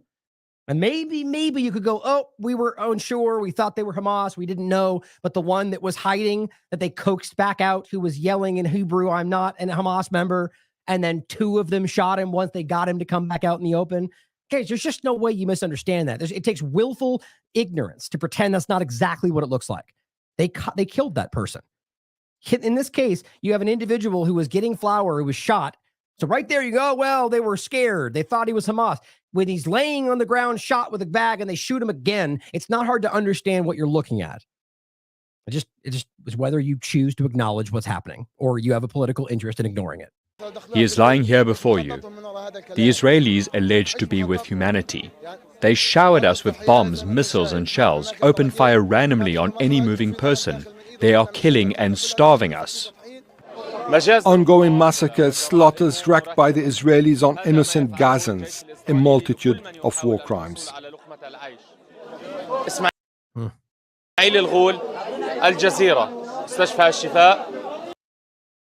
So here's another clip. This one's from Bangladesh News, but I believe it is actually a New York Times clip breakdown. But let's watch this video. Now, here's what he writes.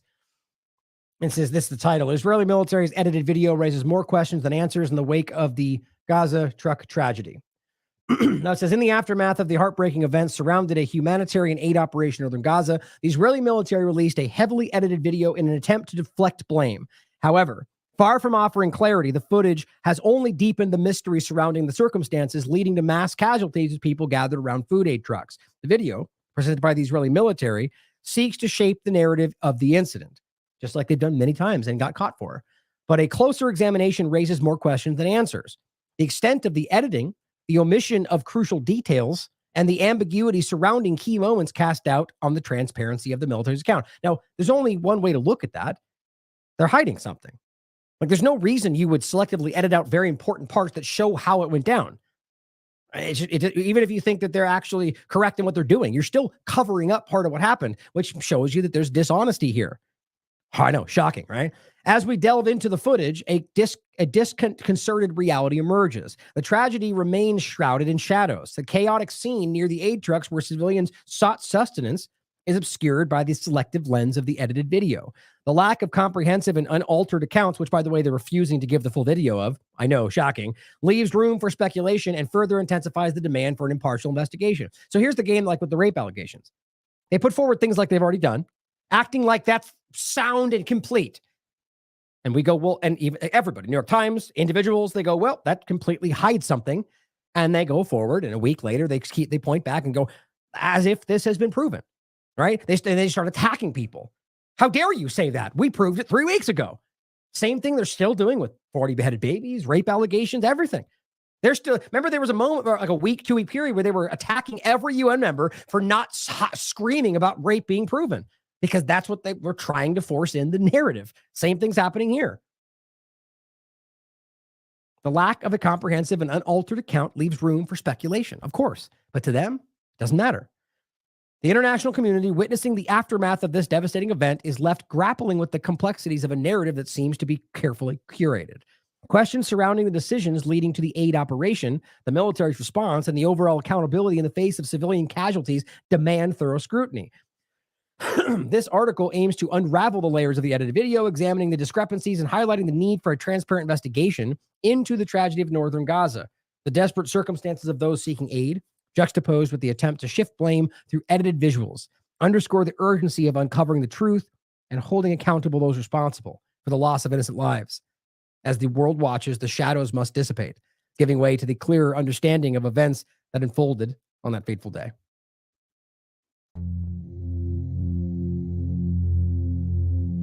Thousands of desperately hungry civilians in northern Gaza gathered on the street before dawn on Thursday. hoping to find food on a humanitarian convoy. Instead, hundreds were killed and injured trying to get aid from the trucks, according to Gazan health officials. Local hospital staff said scores were killed or wounded by gunfire.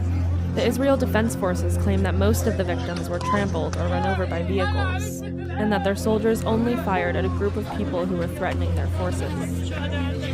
The aid convoy. Israeli officials declined to provide unedited footage of the incident. As you can see, the fragments of drone footage they released only add to the confusion around the series of events that killed and wounded so many Gazans.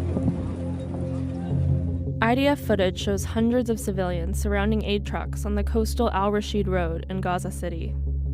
Throngs of people crowd around each truck, hoping to catch bags of food as they are tossed off the back. At one point, people in the crowd suddenly appear to panic and run in multiple directions.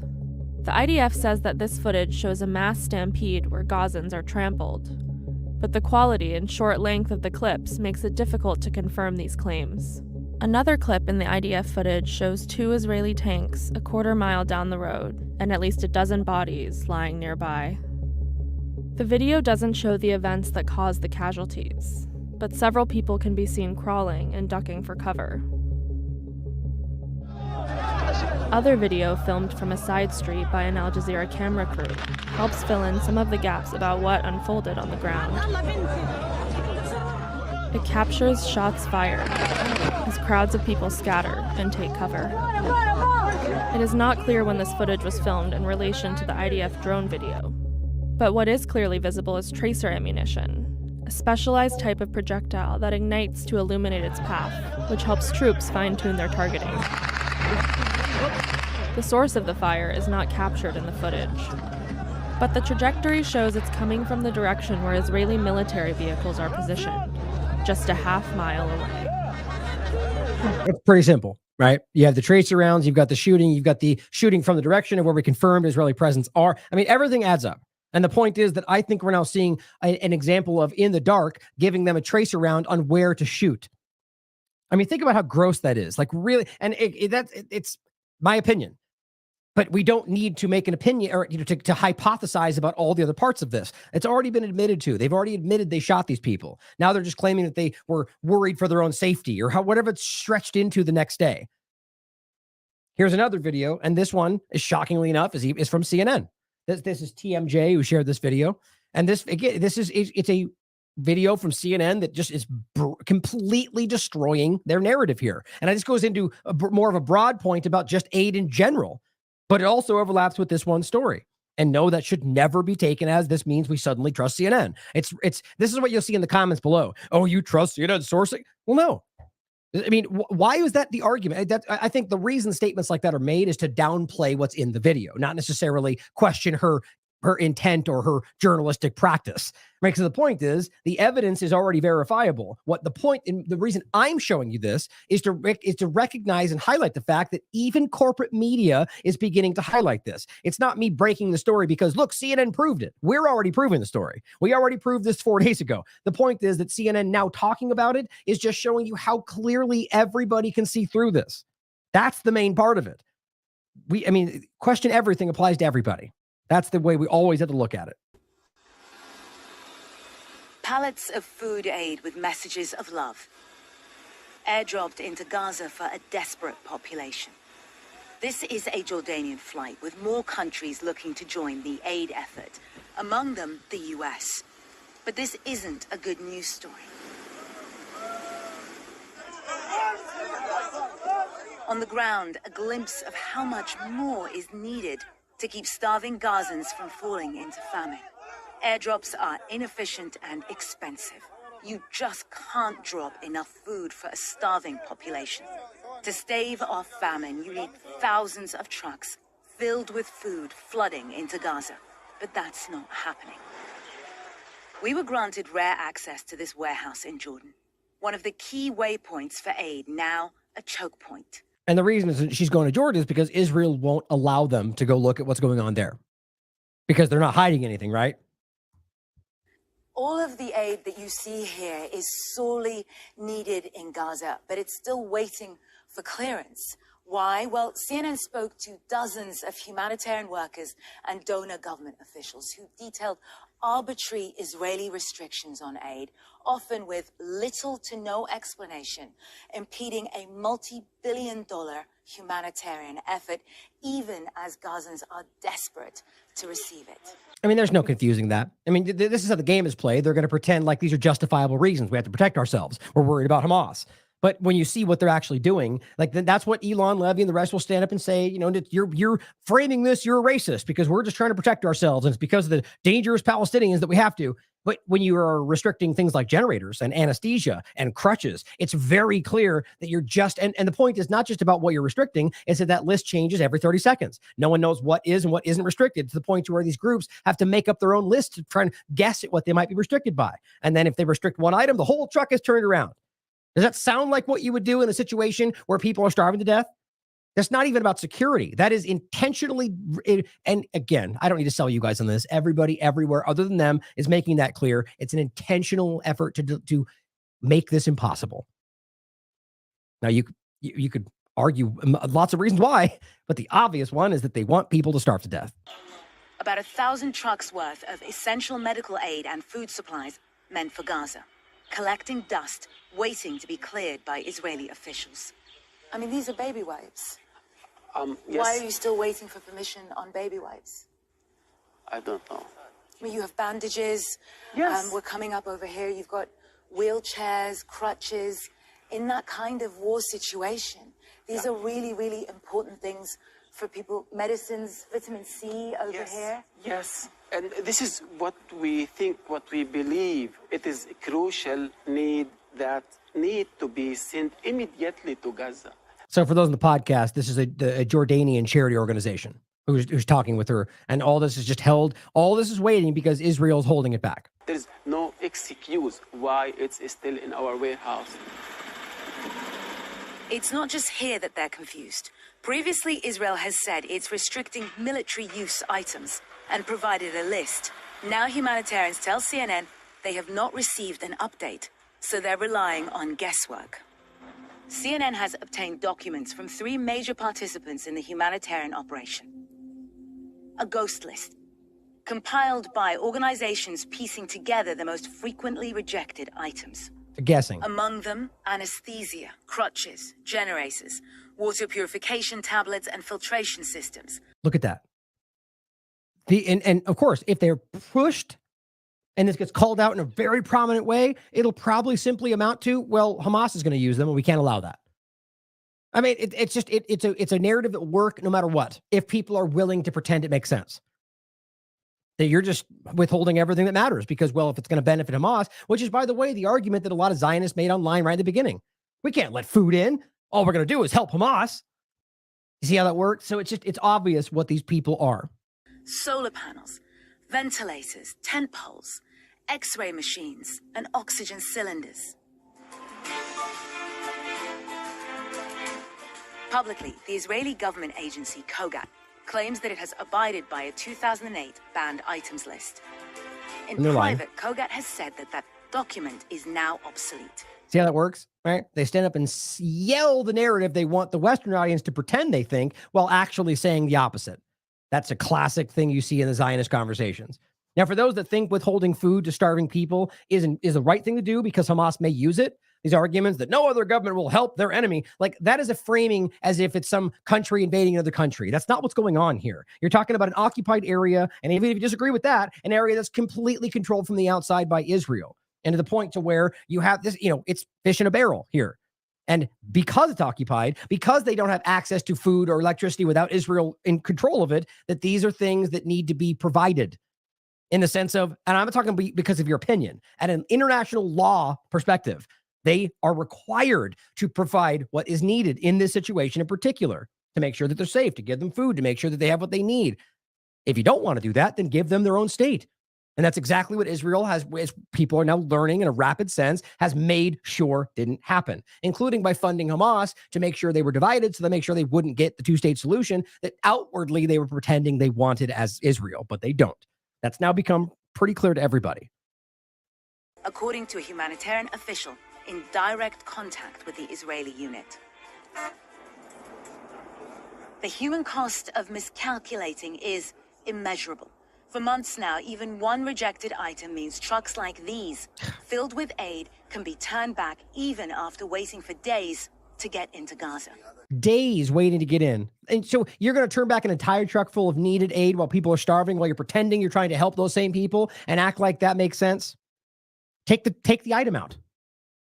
It's not about the process. It's about making up things that will stop the process. And on the ground, the reality is that without these critical supplies, people like Dr. Ghassan Abu Sitta, a renowned war surgeon, are working in conditions even he has never seen. Now, here's what bothers me about this, and this is the same thing I keep pointing out. Here's CNN literally highlighting a press conference where these doctors from Al-Shifa, or was it Al-Ali, from one of these hospitals, proving, I think it was Al-Shifa, that they were bombed and they killed a bunch of innocent people.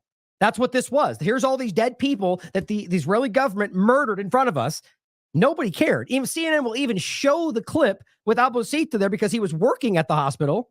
They won't even acknowledge the actual murder that took place here, that's just corporate media for you. A renowned war surgeon are working in conditions even he has never seen. The hospital courtyard was, because we didn't have any antiseptic, I had made a solution of washing up liquid and vinegar and some saline.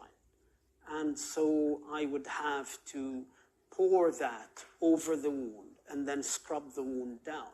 It's probably the darkest moment of my life, because you're doing it, the patient is screaming, the child is screaming, knowing that if you hadn't, that child would be dead by the end of the day. Dr. Abu Sitta's experience in Gaza is not unique. What you are about to see here is very disturbing. With very little basic medicine, doctors are making decisions they never thought they would have to make. Dr. Hani Bisaisu turned his kitchen into an operating theater to save his niece's life after she says she was hit by an Israeli tank in her home. He amputated her leg with a kitchen knife without anesthetic. Bisaisu miraculously survived. At just 18, she has already experienced enough pain for a lifetime. When aid does come into Gaza, thousands gather, clambering onto the trucks, even as Israeli gunfire rings out. And this is why they're so desperate to make you think that they're bringing aid in, so they can try to pretend like this action was not because they were starving to death, but just because they're desperate, disgusting, dangerous Palestinians. That's what they want it to, the narrative. And so we're trying to save the innocent ones, but guess what? None of them are innocent. That's this constant back and forth where if you outwardly pretend like there's only one bad group in all this, but then give us 14 reasons why they're all working with the bad group, or they all voted for them, or they're all being used by human shield, whatever. So no matter how you spin it, they're all potentially guilty. And this is what's so frustrating for the average person is it's like kindergarten level transparent. And yet we have to debate with people in positions of leadership and power that this is even happening. Torn between fear and hunger, over 100 killed and hundreds more injured. Yet you can see here people still clinging to what little they managed to get. The Israeli army says it's not responsible for what happened here. But as our investigation shows, at the very least, Israel created the conditions for this tragedy. These are shocking images. They show the turmoil when Israel opened fire on desperate people at an aid distribution in Gaza. Today, our investigation shows how Israel is creating the conditions for tragedy like the one you just saw by blockading aid going into Gaza. I mean, these are baby wipes. Yes. Why are you still waiting for permission on baby wipes? I don't know. So much of what is desperately needed is sitting in warehouses, blockaded by Israeli officials.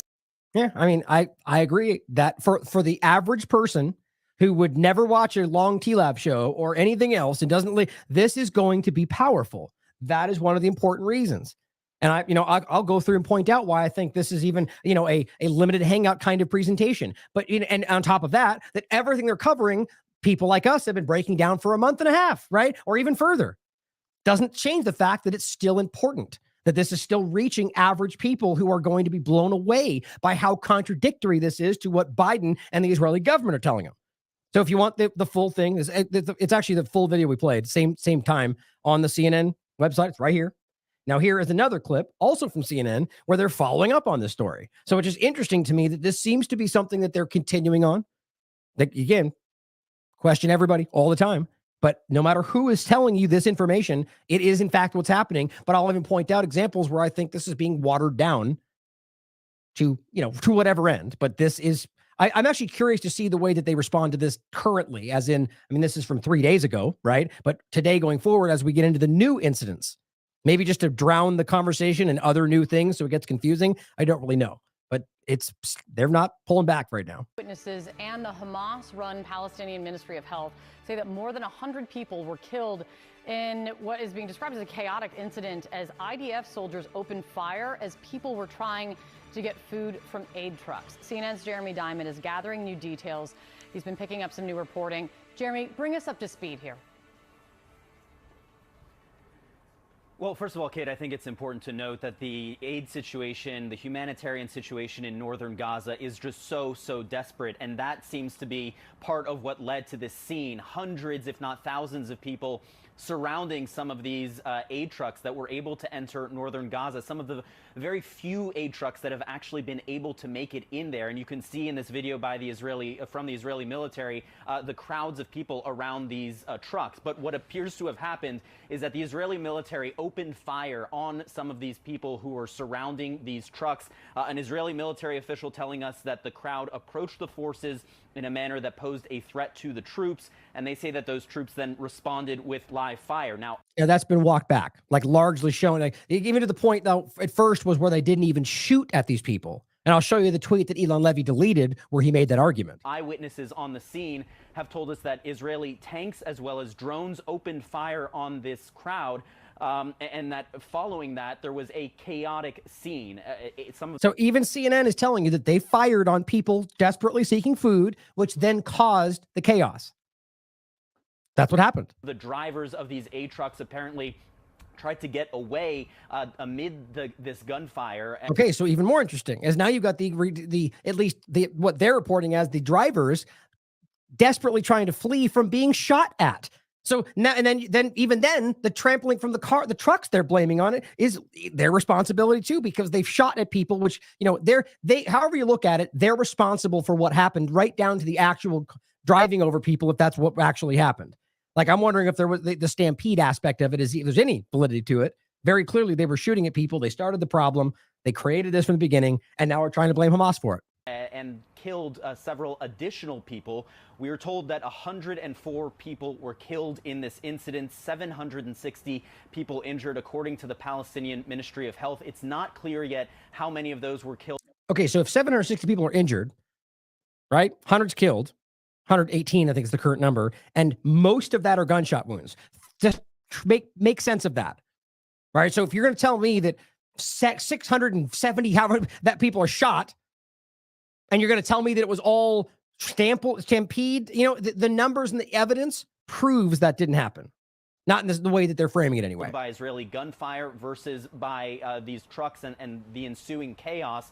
But our eyewitnesses on the ground indicate that it was the Israeli gunfire that prompted some of those trucks to flee the scene and in the process run over some of these individuals. But we are still working to gather additional details. The Israeli military says for its part that the incident is under review. And they are also saying in a statement that Gazan residents surrounded the trucks, looted the supplies being delivered, and that during the incident, dozens of Gazans, they say, were injured as a result of pushing and trampling. This was... The looting thing is meant to overlap with like Hamas.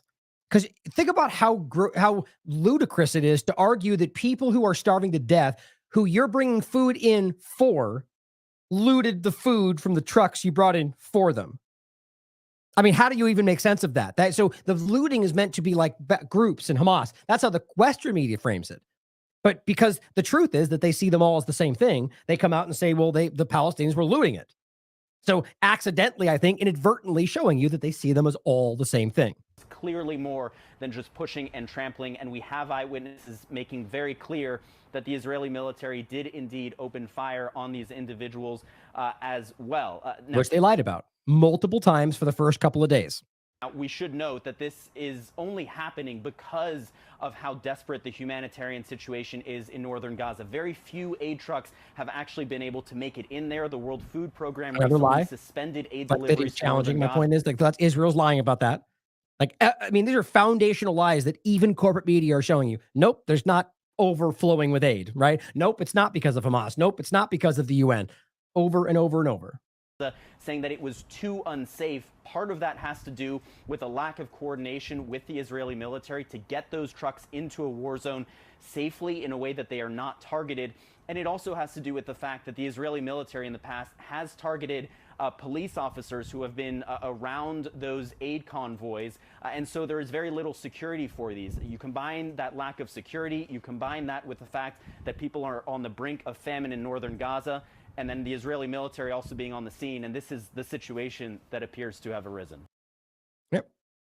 So think about what the Israeli propagandists must be thinking at this point. So again, here's what the IDF said while showing this, image, which if you watch this, it's very clear that there's examples like right here where you can see it kind of stop and slow and then go faster. Like, you see what I'm saying? Like, it's meant to make it look erratic, I think. The clear point is we know this has been aggressively edited. And what they said on the day after, remember, aerial footage of the operation to bring humanitarian aid shows how Palestinian crowd attacked the trucks. Attacked. As a result of dozens were killed. Trampled, crowding. That's what they tried to argue. That's ridiculous. They're lying. They knew they were lying. They were trying to cover up the fact that they shot desperate, starving people. But attacked the truck. That's not what happened. That's simply not what happened. They were taking aid until the shots fired. Then they ran. Nobody was attacking the trucks. This is a narrative that we're going to bring into today as they're trying to argue that they are attacking and killing drivers. Right now, Eli David and a couple of propagandist elements are claiming that they killed an Egyptian truck driver. As far as I can tell, it didn't even happen. I'll show you what I mean. Either way, we have to understand that the truth of this is not as simple as saying dangerous Palestinians robbing people. Like, they've literally starved people to the brink of actual starvation and then acting like it's unseemly that they're acting desperate. But here is the other person we showed you, and this was on the day after, saying there was no massacre of Palestinians. See, this is the point where they were trying to pretend like it didn't even happen. Nobody shot. It was all trampling. It says, you'll hear that there was. It's propaganda. Palestinians trampled each other as they fought for the aid the IDF sent, knowing that Hamas was going to steal it all. None of that happened. Hundreds of Palestinians were trampled to death. So this guy is just straight up lying to you. Yeah, proud Zionist. Not surprising. Like, so you realize that he either blindly repeated what he was told without knowing the truth or just didn't care. But these people are getting promoted by Twitter. In parallel, a Palestinian mob tried to attack an IDF forces who proceeded to shoot warning shots. That's what they claim. The IDF fired at their legs. As I said, no massacre in Gaza. When the propaganda started, they're just trying to get ahead of what they knew was a massacre. You realize my point is to this right today, that's all been challenged. All of this is a lie, but I wouldn't be surprised if they delete these tweets. So here's Elon Levy, like I said, on the 29th. My heart goes out to the civilians who got trampled in a stampede and run over by Gazan trucks. Same narrative. They all have their talking points. I can't imagine if the desperation of knowing the Hamas terror regime is hijacking vital aid, why UNRWA covers it up, none of which actually happened. UNRWA wasn't there because of your actions. Hamas wasn't there because it was surrounded by tanks and IDF members. So this is a setup. They were literally trapping starving people and then fired on them and then blamed them for the whole thing. And then again, northern Gaza is still a war zone. Didn't you just tell us that you had secured the north and that's why you're only focused on Rafah? If if northern Gaza is a war zone, why are you pretending Rafah is going to end everything? I mean, they have lost the plot on this, guys. I think people who have classically supported them are right now are changing sides or getting very quiet, other than the maniacs like Ben Shapiro.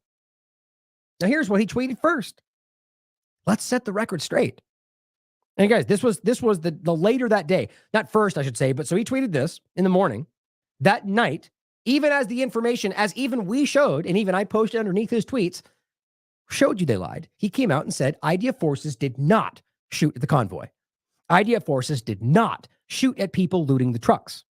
IDF forces used fire when masses ran toward them in a way that threatened their lives. That's been completely walked back for the most part. especially because corporate media and their own due diligence and on the ground or whatever you want to call it, their own reporting has shown that they did all of the things he said they didn't do. He says they were there in the first place to secure the convoy. No, they weren't. See, this is the point, is they didn't secure it at all. They backed away the moment it got crazy because of their shooting. And he deleted the post. I just don't know why people aren't. Anyway, it's the same point as always. Again, maybe I'm screaming preaching to the choir, as it were. Maybe that's the case. I'm just blown away by anybody out there can't see through these kind of people. Alan McLeod points out the media doing the same thing. It's surreal to see in real time how the entire Western media pretend they don't know who carried out this massacre. It's all the same stuff. Killed while waiting for food. They died mysteriously kind of stuff. Well, here's what the IDF said about it. And this, guys, is today. So this, after everything we just showed you, all the evidence, actually everybody, everybody in every angle of this conversation is highlighting that they did exactly what they first said they didn't do. You're not going to believe what he says. This is Mr. Propaganda himself, Mr. Hamas calendar, telling you everything that's not true. In the early hours of Thursday morning, the Israel Defense Forces facilitated a humanitarian operation to help bring aid to civilians in northern Gaza. This was the fourth night in a row that we facilitated such an operation because we want humanitarian aid to reach Gazan civilians in need. Nope. Every single point of fact, every data point proves that's not true. By bringing in a couple of Band-Aids on a bullet hole, few trucks here and there, if that's even, and even the ones in the past, they're shooting at people. I'll show you that in a second.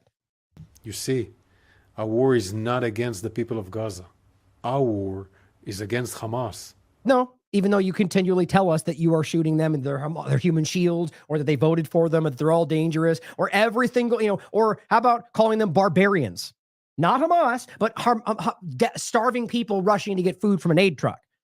Clearly, it's against everybody. Now, watch as he goes on in a really clumsy, transparent way to convince you that they're a real army. Like, this is the thing I think is so, like, this kind of stuff. You see, let me say again, we are not going after, because everybody knows they are. And they know that that's what they're trying to defend. But to come up and say, we're a real professional army, and that's why we know what to do the right thing. It's like, it just screams like play acting. It's like coming up and going, I swear I'm not lying about this. I'm not lying. I promise I'm not lying. You go, maybe he's lying. So this is what you'll see is the effort to get ahead of the thing. It just feels like we're watching a B movie, right? Like some junior high play or something. It feels so fake. And I wonder why anybody ever fell for this stuff. It is Hamas who started this war on October 7th. False. It is Hamas that had caused immense suffering to civilians on both sides of the border. False. The IDF has concluded an initial review. Edit, by the way. They have to edit these because that's all they do. Of the unfortunate incident where Gazan civilians were trampled to death and injured as they charged to the aid convoy. Oh, no shooting. Our initial review has confirmed that no strike was carried out by the IDF towards the aid convoy. Okay, so he literally just came out today and said everybody's lying.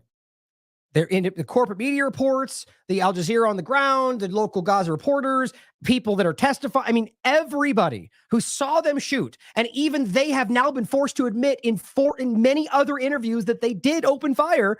And he just stands up and goes, "No, we didn't do that. Trust me." The majority of Palestinians were killed or injured as a result of the stampede.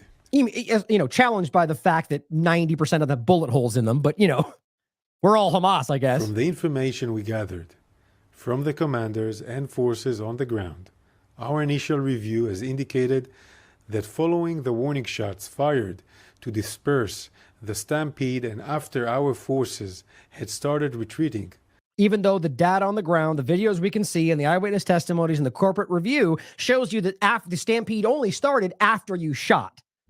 Lie after lie after lie after a 3-day series of lies that preceded this lie. Several looters approached our forces and posed an immediate threat to them. Okay, here's the new addition to this. This is the overlap in the point we heard before. So for some random reason, these desperately starving people were going to get food, but then went to attack you for no reason. I mean, it's certainly possible. But why then would you shoot at open people that were otherwise getting food? 100 people died that we know were bullet holes. That's the stampede lie, trying to cover it up. But you see, my point is every point they put out contradicts another. I've said this so many times, and is it one of the most obvious examples of this I've ever seen. If you lie about everything, you're eventually going to step on previous lies. You're eventually going to turn with a new lie and contradict something else you lied about.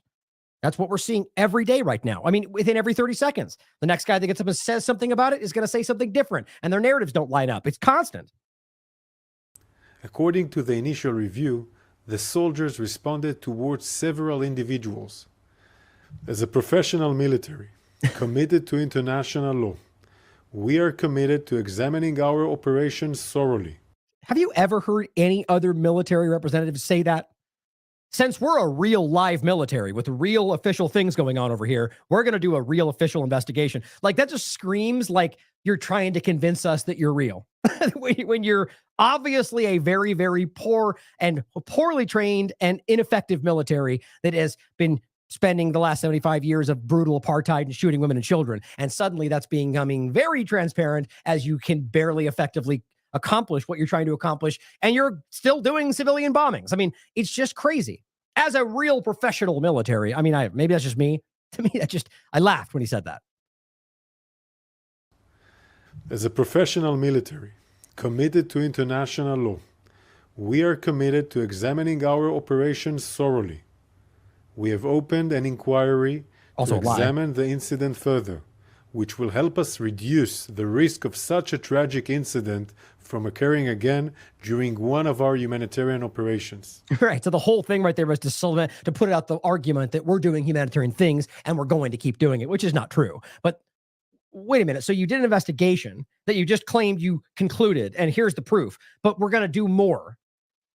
Okay, why? This is the kind of stuff that I always laugh about.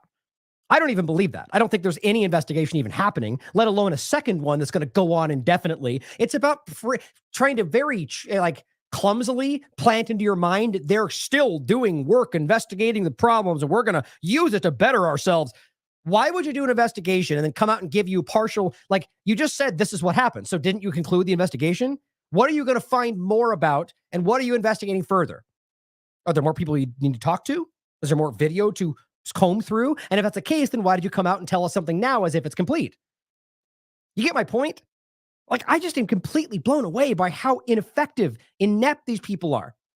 You're bad at this, man. Like, I actually believe that today. They're really bad and either are used to things being taken without any due diligence or have suddenly gotten worse at this. I don't know. The incident will be examined in the fact-finding and assessment mechanism, an independent, professional, and expert body. So an investigation. Right. Keep selling it. For the sake of transparency, we will share updates as our examination develops, hopefully in the coming days. What do you think is going to be added to it? You just told us that here's our breakdown. We did this. This is what happened. So this is going to be an opening for another propaganda effort should it come into need. I'm willing to bet you that this goes nowhere unless they lose control of this to a degree that gets worse than, I mean, it's already happened, but my point would be I bet you it goes nowhere. We'll never hear about it again unless this is in their interest to sell you another lie on top of it. I want to make something clear. Our war is against Hamas. Oh, didn't you already say this? Yes, but yet again, we have to make it clear because your war is on Palestinians. So you need to keep stressing the lie. Otherwise, people are going to believe that you're killing innocent people, which you are. Not against the people of Gaza. This is why we are facilitating aid. But they're not, though, and you can prove it. So this is the grotesque reality of asking for praise while you're murdering people. Creating humanitarian corridors, establishing unilateral humanitarian pauses, and exercising caution. You mean the one time that happened and you broke it early because they tried to return the Bibas family's dead bodies that you don't want people to know about because you still use their memory, their lives to propagandize people emotionally? They just shared the other day. This baby is still kicking. I mean, and the sad reality is he was, and that's a crime. But the worst reality is that IDF bombings possibly deliberately killed these people. And I say that because we've seen deliberate killings of innocent people on their side, Hannibal Directive. My point, though, is that that's what stopped the previous pause. Not pauses, one. And everything they did was an illusion. In our use of force, Israel and the international community are working together to enable the entry and distribution of humanitarian aid to the residents of Gaza. It's a lie. We coordinated an airdrop of humanitarian aid into Gaza. I don't even believe that. I'm pretty sure that was Jordan, the United States, and Israel is just sticking its name on that. Conducted by the United States Central Command and the Royal Jordanian Air Force. And it was 38,000 meals. This is an important effort. It's an insult. We encourage all efforts, all of them, to help alleviate the suffering of civilians in Gaza. We have coordinated a total of 21 airdrops in northern Gaza in collaboration with France, the UAE, Jordan. I mean, just think about how disgusting it is to sell us on this idea while you are actively maintaining a starvation campaign. It just goes on. You know, it's just the kind of grotesque. This is the lowest common denominator of humanity. Not just a murderer, but a murderer who then pretends he's saving people and asks you to praise him for that. Elon Levy goes again saying, here's the background to the deadly stampede. This is today. Hamas is hijacking aid, right to the talking points. UNRWA is covering it up. Wait a minute. So you mean the UNRWA that wasn't there because you currently have removed their funding and so they're not present per their own statements, and Hamas, who you can prove wasn't there by your own videos because you had it surrounded with tanks and IDF members. Those two, that's your story? So Israel's coordinating humanitarian operations, he says, to get aid directly to civilians in northern Gaza. Thursday's convoy was the fourth night in a row. He's just relaying what this person said. It's a lie, guys. It's a provable lie. So you go from telling us that the Palestinians looted it and you shot at him because you were afraid to now pretending Hamas was involved and UNRWA was covering it up, that neither of them were present. I just can't get past how dumb this all is. Here's another representative. This is today saying the same thing, the same lie repeated ad nauseum. Allowing them to get the aid that we are pushing through. Now, there are no limits. People who live in the Gaza Strip will say, you know, I'm not at all denying what you're saying about Hamas and what they are doing inside Gaza, but also there is a clear issue getting aid into Gaza, and that is controlled by Israel, the amount of aid that gets in. And if you look at what happened today, perhaps does that tell us anything about the desperation of some people for the meager amounts of aid that do get in? Yeah. There are no limits on the amount of aid that can go into Gaza. Let me say that again. There are no... Yeah, maybe there's no limits, but you find ways to hinder the process. You see, this is the kind of wordplay that they do. Where in a court of law, wait, we never set any limits, but we just put 40 different things on lists that we change every 30 seconds that would then cause every truck to turn around. But hey, no limits. No limits from the Israeli side on the amounts of aid. Israel is stopping aid getting through. Israel is limiting how much is able to cross the border. We know that. Don't you love that? Like, that's just important. They're just like, just stop lying. We know you're lying. Now move forward. Like, this is the kind of thing that is jarring people free. Like, that's embarrassing. So we need, the highlight is that you just tried to push a lie you know is a lie, got called out for it, and no one seems to regard that as like reflective of the bigger story, at least in the corporate field. But here's Times of Gaza from today. A half hour ago, and this was posted at 9:45 this morning, at least, yeah, 9:45 Central Time it looks. Oh, hold on, let me see the latest post. Maybe they updated. Oh, there's a video now.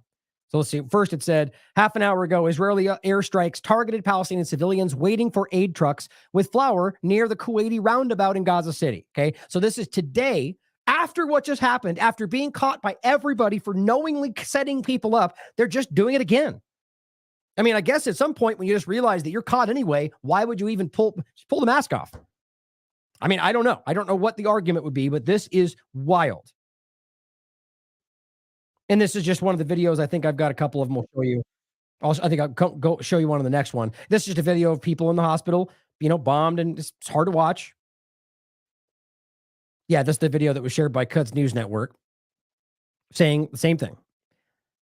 Devastating massacre led to killing of dozens of starving Gazans at the Kuwaiti roundabout in Gaza today as they were waiting for food. The same exact thing. Bombed while they were waiting.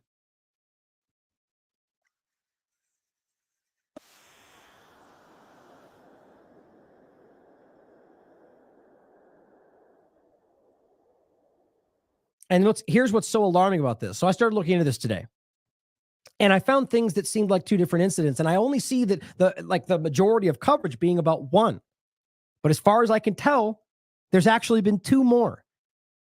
Now, first of all, this is again on Al Jazeera on the first one saying dozens have been killed by the horrific massacre and aid seekers at the Kuwaiti roundabout in Gaza City, as well as the fact that they're telling you that at least 15 children have now died just in the past few days from both dying of thirst and dying from starvation.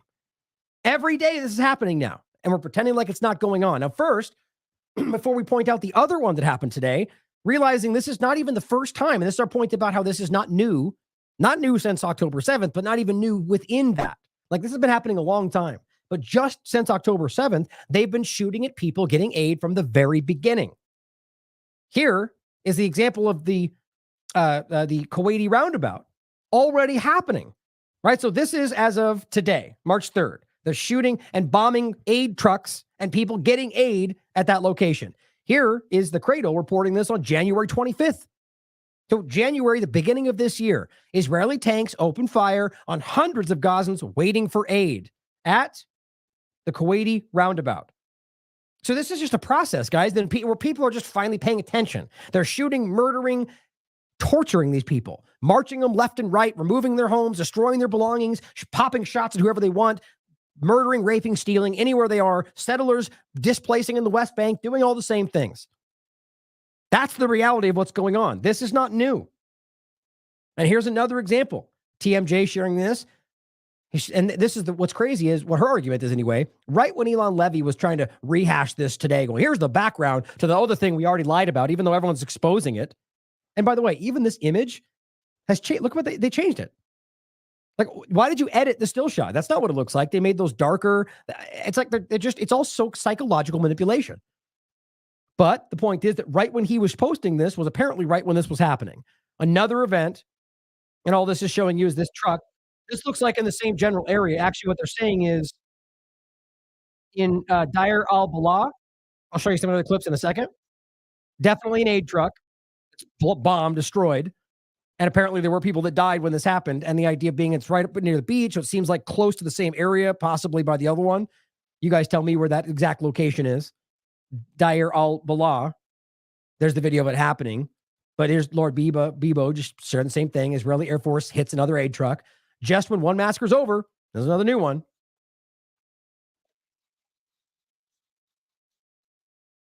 Being covered by Al Jazeera, local media. All right. I don't want to show you that. It's gross. Dead body. Okay, so here's another example. Casualties and injuries in Israeli airstrike. Same one in humanitarian aid truck in Deir al-Balah, central Gaza. And this is where this is like right when it happened. Everyone's running up.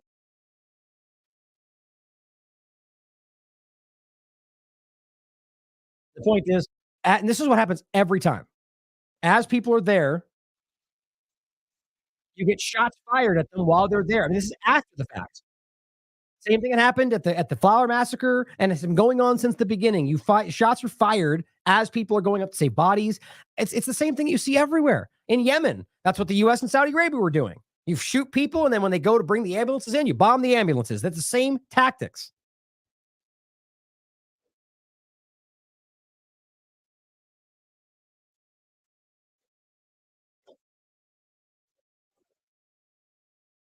Just dead bodies, right? So either way, guys, the reporting is that we've seen there's now two of these that have happened today. This is from Middle East Monitor. Scores of Palestinians killed, injured as Israel bombs another aid truck. This one again being at Deir al-Balah, central Gaza Strip. Here is what is it? I forget. I forget what the actual name of the website is. The Turkish website. Scores of Palestinians killed. Same story. So now it looks like we have two more examples of aid trucks being bombed by Israeli forces and barely even getting reporting on it, right? So even though you got CNN and others that are focusing back on something that happened on the 29th, we are on the stories of today, as usual. And whether they even end up following this next part of it, because I don't think it's truly honest, that they're truly just doing, they may be individually, because I don't think all these reporters truly know that they're being manipulated. That's why they're chosen. But either way, from an entity level, the CNN, Fox News, all these platforms are trying to deceive you in just the right ways. So whether they follow up on these today, I don't know, but they should. because Israel is bombing aid trucks while people are actually starving to death. I showed you the images to begin with. And just so you remember it, Mohammed Shihada points this out. Before this was, he says yesterday's, this was on the 1st, before the Flower Massacre, the IDF has been shooting indiscriminately at starving Gazans waiting for aid trucks. I mean, we already showed you all this. This is the crossing, the Kuwaiti crossing back in January, firing on hundreds of innocent people, killing people. Same thing. And this is a thread of some of the incidents, and these multiple incidents, guys. Shot a child in the abdomen as they were trying to waiting for food trucks. It's all provable. It's all online. You can see it all. You can see them posting and laughing about it. But we're all confused, right? Example after example after example of shooting people while they're going for food that goes all the way back to the beginning. Here's just this one video from essentially the week before the Flower Massacre, showing them being shot at while they're trying to get food. By the way, from the same location. خليك ثابت خليك ثابت خليك ثابت وين الإصابة؟ لا تعال تعال علينا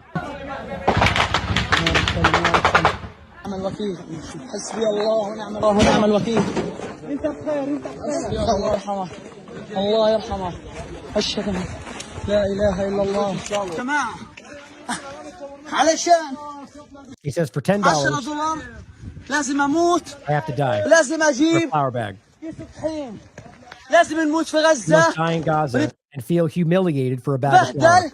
تنمسح فينا الارض والكرامه عشان كيس طحين عشان المسائل The world is silent and complicit.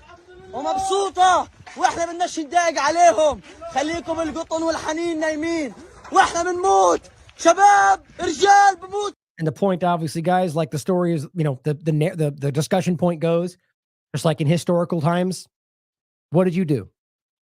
Right? When your family asks you in 40, 50 years from now, what did you do to stop the genocide? I know what I did. I know what you guys did.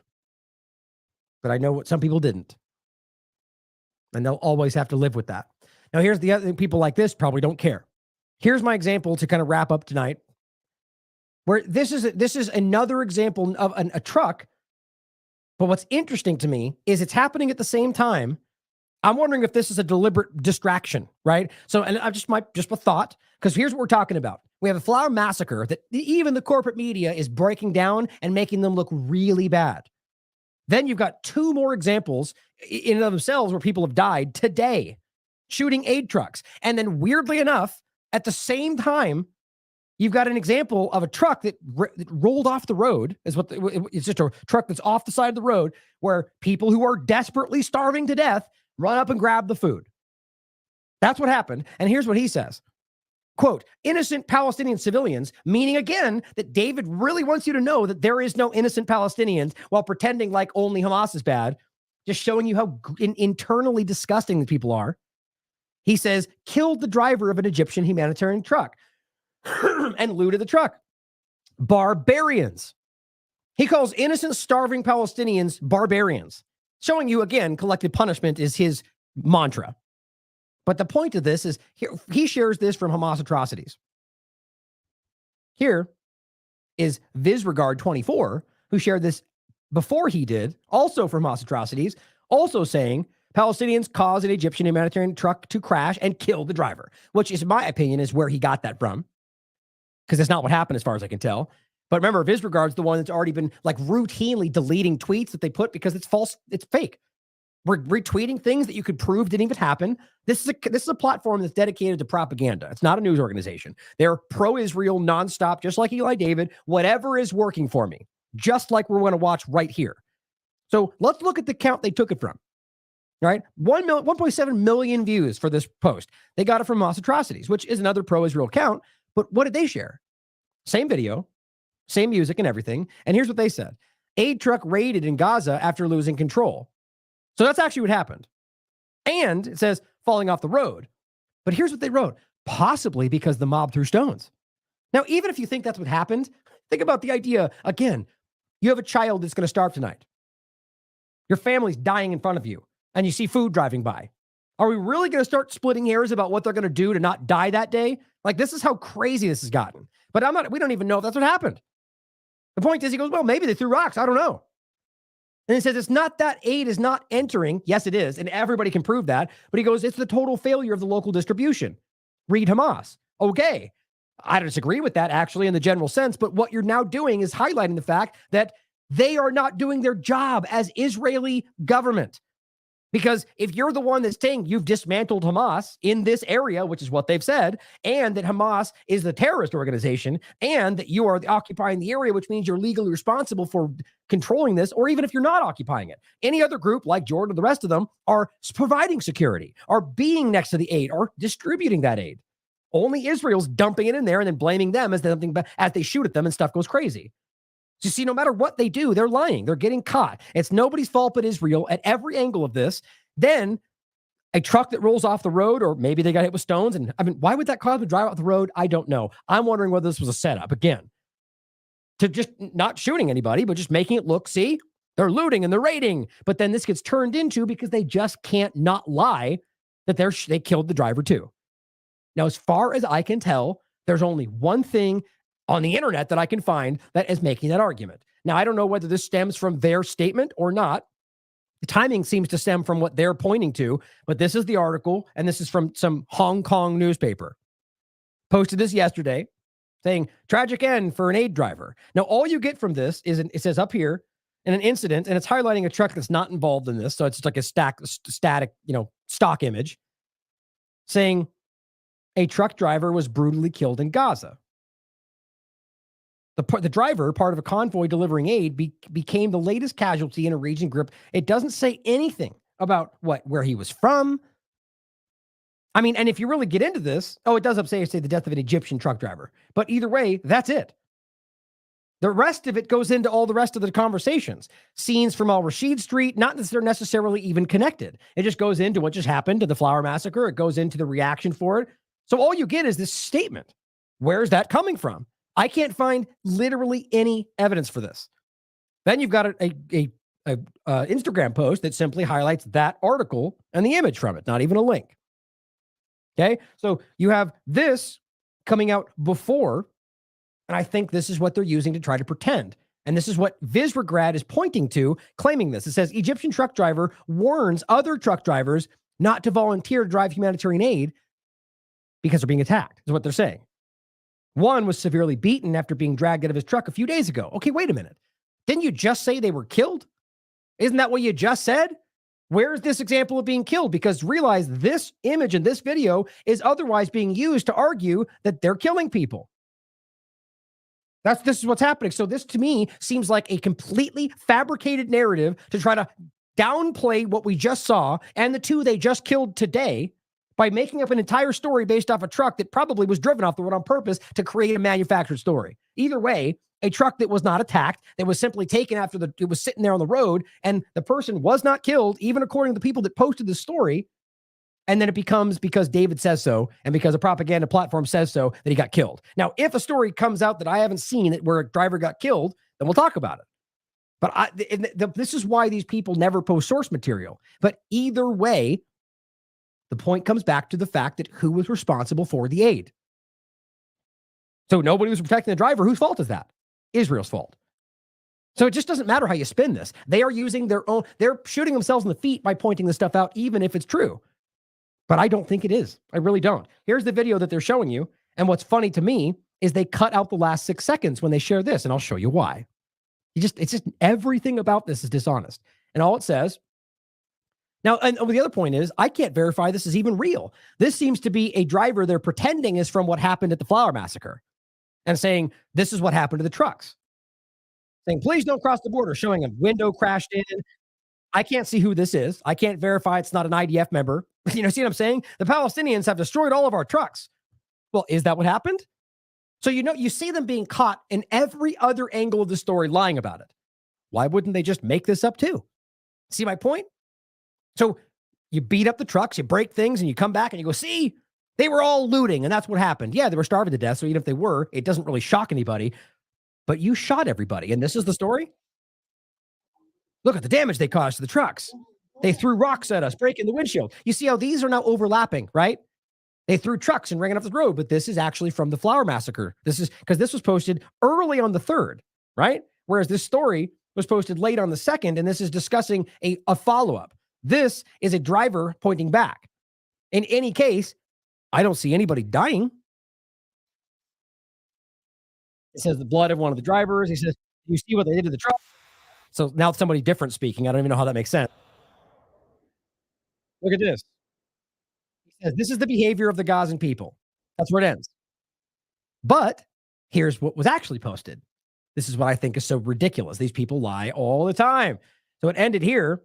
That's the behavior of the Gaza people. Look what it goes on to say. And then you'll see why they wanted to cut it out, because it shows you the real sentiment. People that we keep praying for, but we shouldn't. I swear to God that they deserve more than what's happening to them. So now we see why you cut it out. See my point? Like, it's just everything's dishonest about all of this. What all it ultimately amounts to, and here's another person doing the same thing. An Egyptian truck driver entered Al Rashid Street. So here's my point. It wasn't this new point they're making, because this is not Al Rashid Street. We're talking about something different here. And yet he's conflating this story, saying that they killed the driver, even though the story that they're about the driver being killed actually was just about the truck. And maybe they threw rocks. I don't know. Right? And that's this story, but then they're using this to pretend that's what happened. But this story is actually from the Flower Massacre. It's just so tiresome to have to constantly highlight all this stuff. But so that's the point. The same Egyptian driver they claim was killed was actually Al Rashid, but but was instead attacked, lynched, and stoned to death by. And they show these videos which show literally nothing to back that up. In fact, what they show is what appears to be Palestinians hiding while Israeli fire is going over their head. Neither video shows anything that even relates to a truck, as far as I can tell. But apparently it's got no engagement, so that's probably why. But this is incredible. All going back to this propagandist this gets 500,000, this one gets 2 million, manipulating people into thinking they're murdering people. And this is what happens because of it. Howard Beckett says, the Palestinian defense spokesman says they airdropped aid from the strip and it doesn't equate to a load of 2 trucks. Basically saying it's a Band-Aid on a bullet hole, right? This person says, didn't those animals kill an Egyptian truck driver and loot his load? According to what? Eli David screaming online?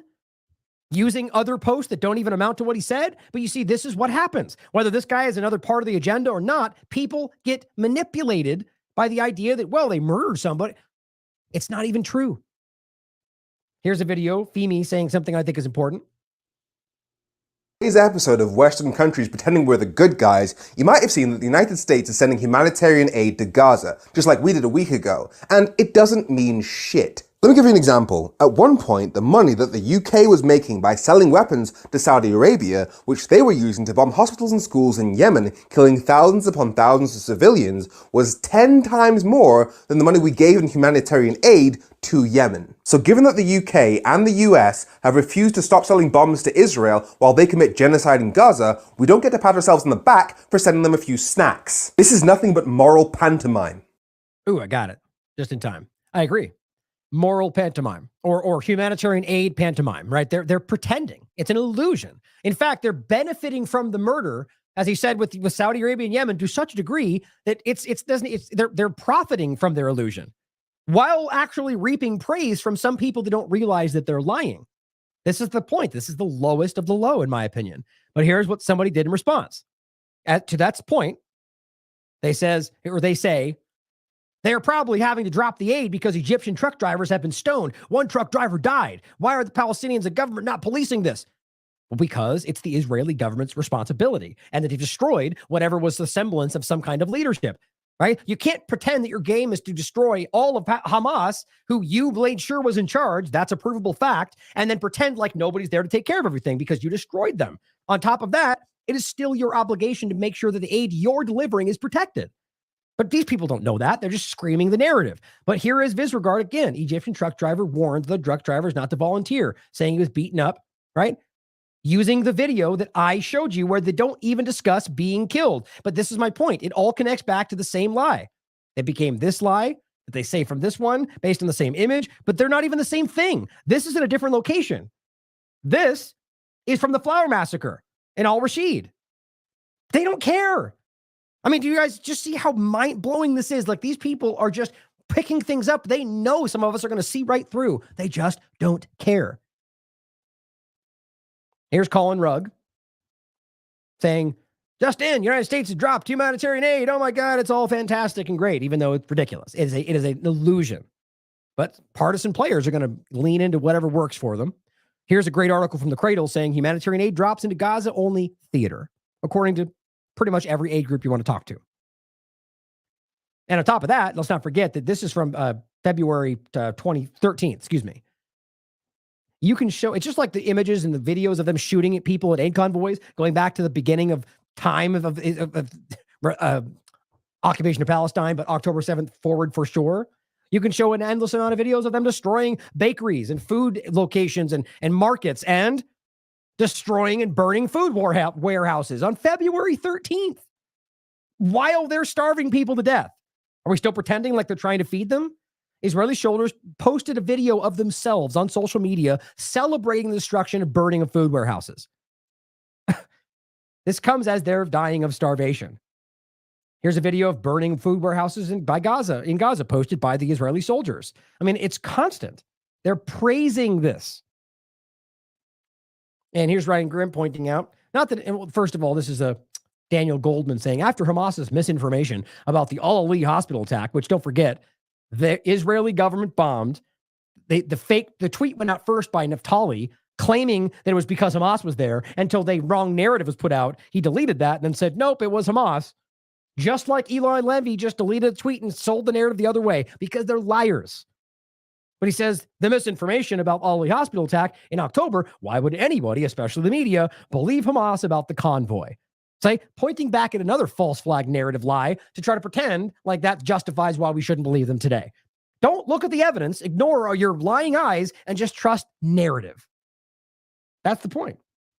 And Ryan Grimm says, not that anything matters, but forensic architecture, one of the world's top firms that does this sort of thing, studied the Al-Ali hospital bombing. Studied the Al-Ali hospital bombing and found it was an Israeli interceptor missile that struck it. Don't the facts matter? Of course not. It was not a deliberate Israeli attack, but it was an IDF bomb. That's what he says. I disagree with that. I think it was deliberate bombing that was then covered up by that story, but they decided to go the other direction. But then let's not forget, every other hospital since that was them. And they did bomb it, and they did hack it, and they claimed it's because Hamas was there. But this one was a fake news story. Don't accuse us. How dare you? Well, why would it even make sense? If you bombed every other one of them because Hamas was there, why would you even balk at it? Because that was the first one. You see, they didn't know whether it would work. They lied about it, guys, just like every other circumstance we're talking about. Lastly, to finish, Alon Mizrahi points out, and I agree entirely, 5 months into this, Zionism has become the most hated ideology on the face of the planet. And this will only get worse and worse with fiercer and more public displays of disgust, anger, and divestment. Also clear, Zionism only survives by unending, intense, ferocious American support and has no path forward without it. Once this support is weakened for whatever reason, Zionism is doomed, especially when it gains so many new enemies worldwide, which, of course, they'll try to conflate with hating Jews, hating Judaism. It's not the truth. That's the only out that they have, and nobody's even buying it anymore because we all recognize that, as I think and even Zachary Foster pointed out in an interview, the original Zionists apparently were Christians, at least in his research. Either way, the point was it ultimately comes down to sort of like a non-religious perspective that abuses religion. But either way,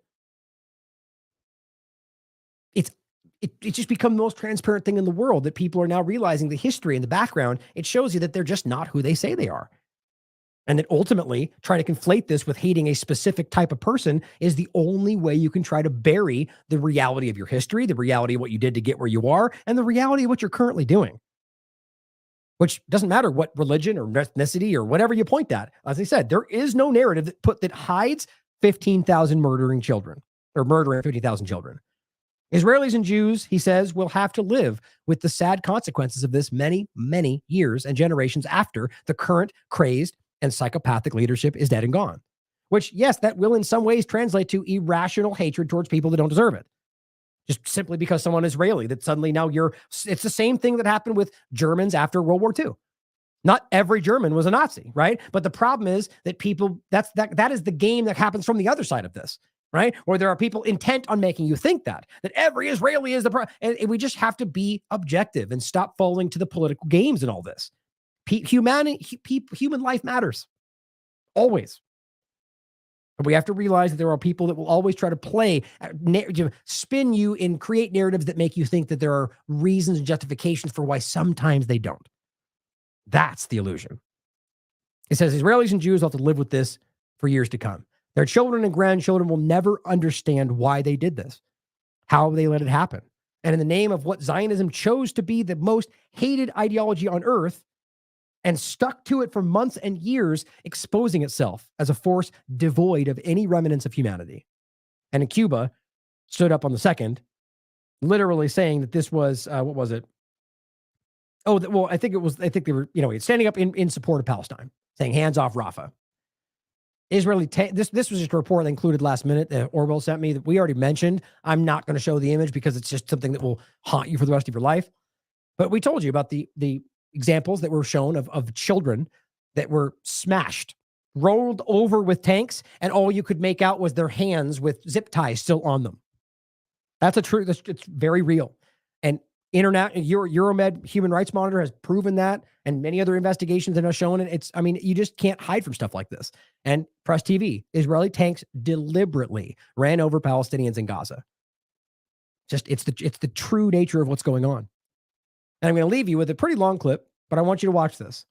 Actually, Jonas Tarawi put out a really good thread we just showed you. This is basically an Al Jazeera report that utilizes his research along with, his name is BM, or I Really Hate You, as his symbol, as the tag on Twitter. And it's just exposing what we're talking about. The dehumanization, the hatred, how they despise these people simply for being Palestinian. And that's not every Israeli or every Jew. It's the Zionist influence on anybody who falls prey to it.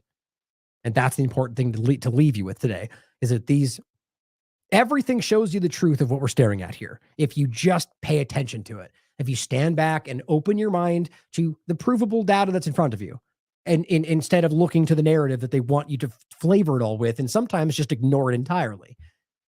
They're lying to you guys, and the proof is there. Not the evidence, the proof. I know most of you see that, so thank you for continuing to help us get the information out there. But it's just important that we keep fighting, because this isn't going to stop after just this one situation or even just the conversation of Israel. These powerful entities will always try to fight to control your perception, to influence the outcome of everything you do. And we're here just to show you that there's always another path. So keep fighting. Thank you for your support. I'll end with this clip so you can check this out. And I will be playing the Zachary Foster interview tomorrow, pretty much no matter what. So I probably just will do that tomorrow and let that stand, because I really want people to see, just how insightful, how intelligent this person is, and how everything he's talking about is cited directly back to the history of the story, of the history of the Palestinian people and the real origins of what is now occupied Palestine. So thank you for tuning in. If you'd like to support this platform, the link's down below. There's lots of ways to do so. We do need your support. You can support us on our Substack. New writers coming in soon and new articles coming out. I have a new one for myself coming out soon. And in general, the button on the website itself and the sidebar, you can subscribe. Just $1 a month makes all the difference in the world. At most, at least share the content. Get it in front of people, make clips, break it down, have conversations about it. Thank you for being here, having the courage to push back. I love you all. As always, question everything. Come to your own conclusions. Stay vigilant.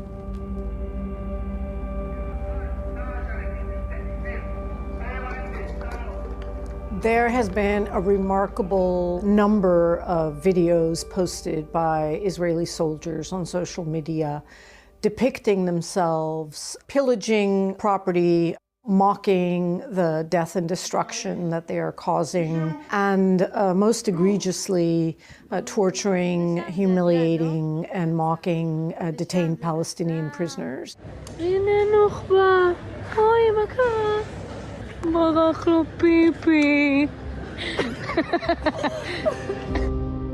The images of mass arrests, of torture of Palestinians, of numbering their bodies, which is reminiscent of images all of us have seen from Guantanamo and Abu Ghraib. These images are testament to what Palestinians have long been saying, which is that this settler colonial regime is utterly violent. They show the nature through which this genocide is unfolding in the Gaza Strip. They also show the extreme brutality and torture, violence, utter disregard of human life, transforming these violent conducts into a spectacle to be viewed and watched on social media posts. They lack specific intelligence about who actually might be Hamas, and because they lack intelligence, they therefore are rounding up everyone in order to hope to extract information through interrogation. The fact that they've been stripped to their underwear is, a manifestation of cruel, inhumane, and degrading treatment, which is also illegal in addition to torture. The fact that they're photographing these things, it's like trophy shots. What this depicts, I think, very vividly is dehumanization and torture. The idea that somebody can be just like their body is just being attacked, in their most vulnerable position. His hands are bound behind his back. He's lying face down, soldiers stepping on his face. In a sense, it epitomizes torture in general, purposefully harming someone who's in custody. That custodial relationship is a particularly vulnerable one where, the custodians have all the power and the prisoner, who is, in this case, not only on the ground and tied up, but completely powerless. The images are showing us and telling us how central imprisonment or carceral practices are to this settler colonial regime. The torture, humiliation, and degrading conduct against Palestinians is not simply restricted to the Gaza Strip. There are also images and videos that have been circulating from the West Bank. Since October 7th, over 7,000 Palestinians have been detained, which is a number unheard of over the past decade.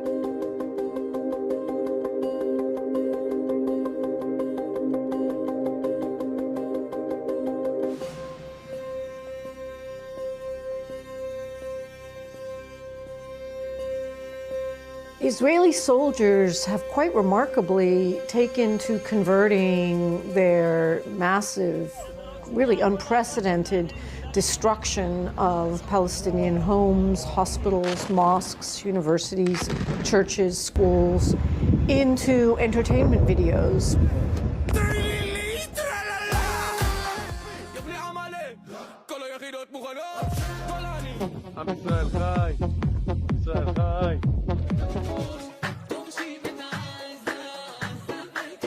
There's one video where Israeli soldiers are showing some residential homes that they've set on fire and attached a song. This house is on fire. There have been many images of Israeli soldiers who've ransacked Palestinian homes and confiscated their personal goods. One in particular is the red negligee that appears to be seen in so many Israeli videos where Israeli soldiers are mocking and advertising their very deliberate intrusion of the home of a Palestinian woman, the confiscation of her most intimate apparel, and flaunting that in a way that's definitely intended to be provocative and humiliating. The videos further reinforce a discourse that is coming out of every sector of the Israeli official machinery, where all Palestinians are the enemy. Many officials have said they deserve to be eliminated.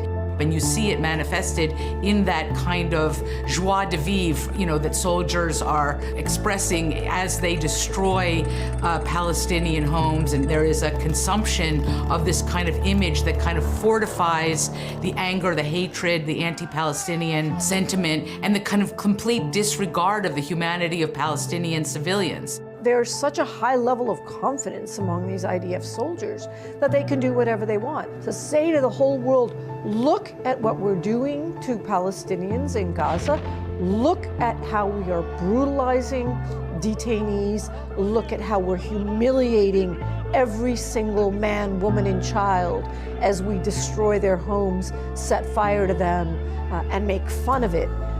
And they are provoking and challenging the whole world to say, we can do this, we can get away with it, and no one in the world can stop us. No Israeli has found themselves sanctioned by the international community, by countries that have these tools, which again has only reinforced the belief of Israeli soldiers that they are immune, that they are exempted from complying with international laws, from basic human rights laws, that they are above the law.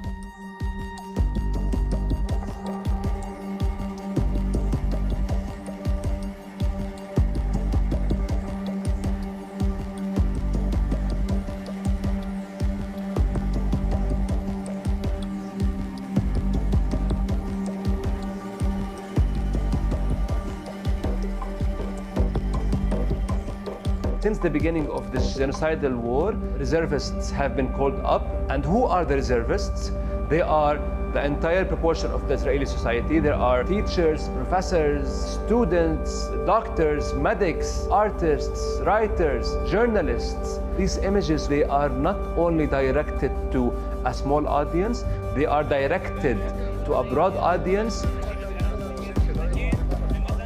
There's a long practiced history of racializing and dehumanizing Palestinians. These images and these videos entirely show how Israeli violence is also not only directed towards Palestinian livelihood, but also their material being, so their houses, their belongings, eliminating Palestinian existence.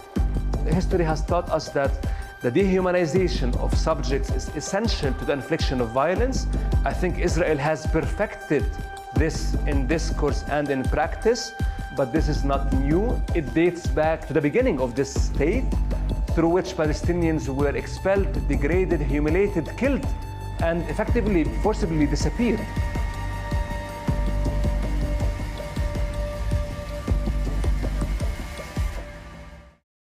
Thanks for watching. Now hit that like button.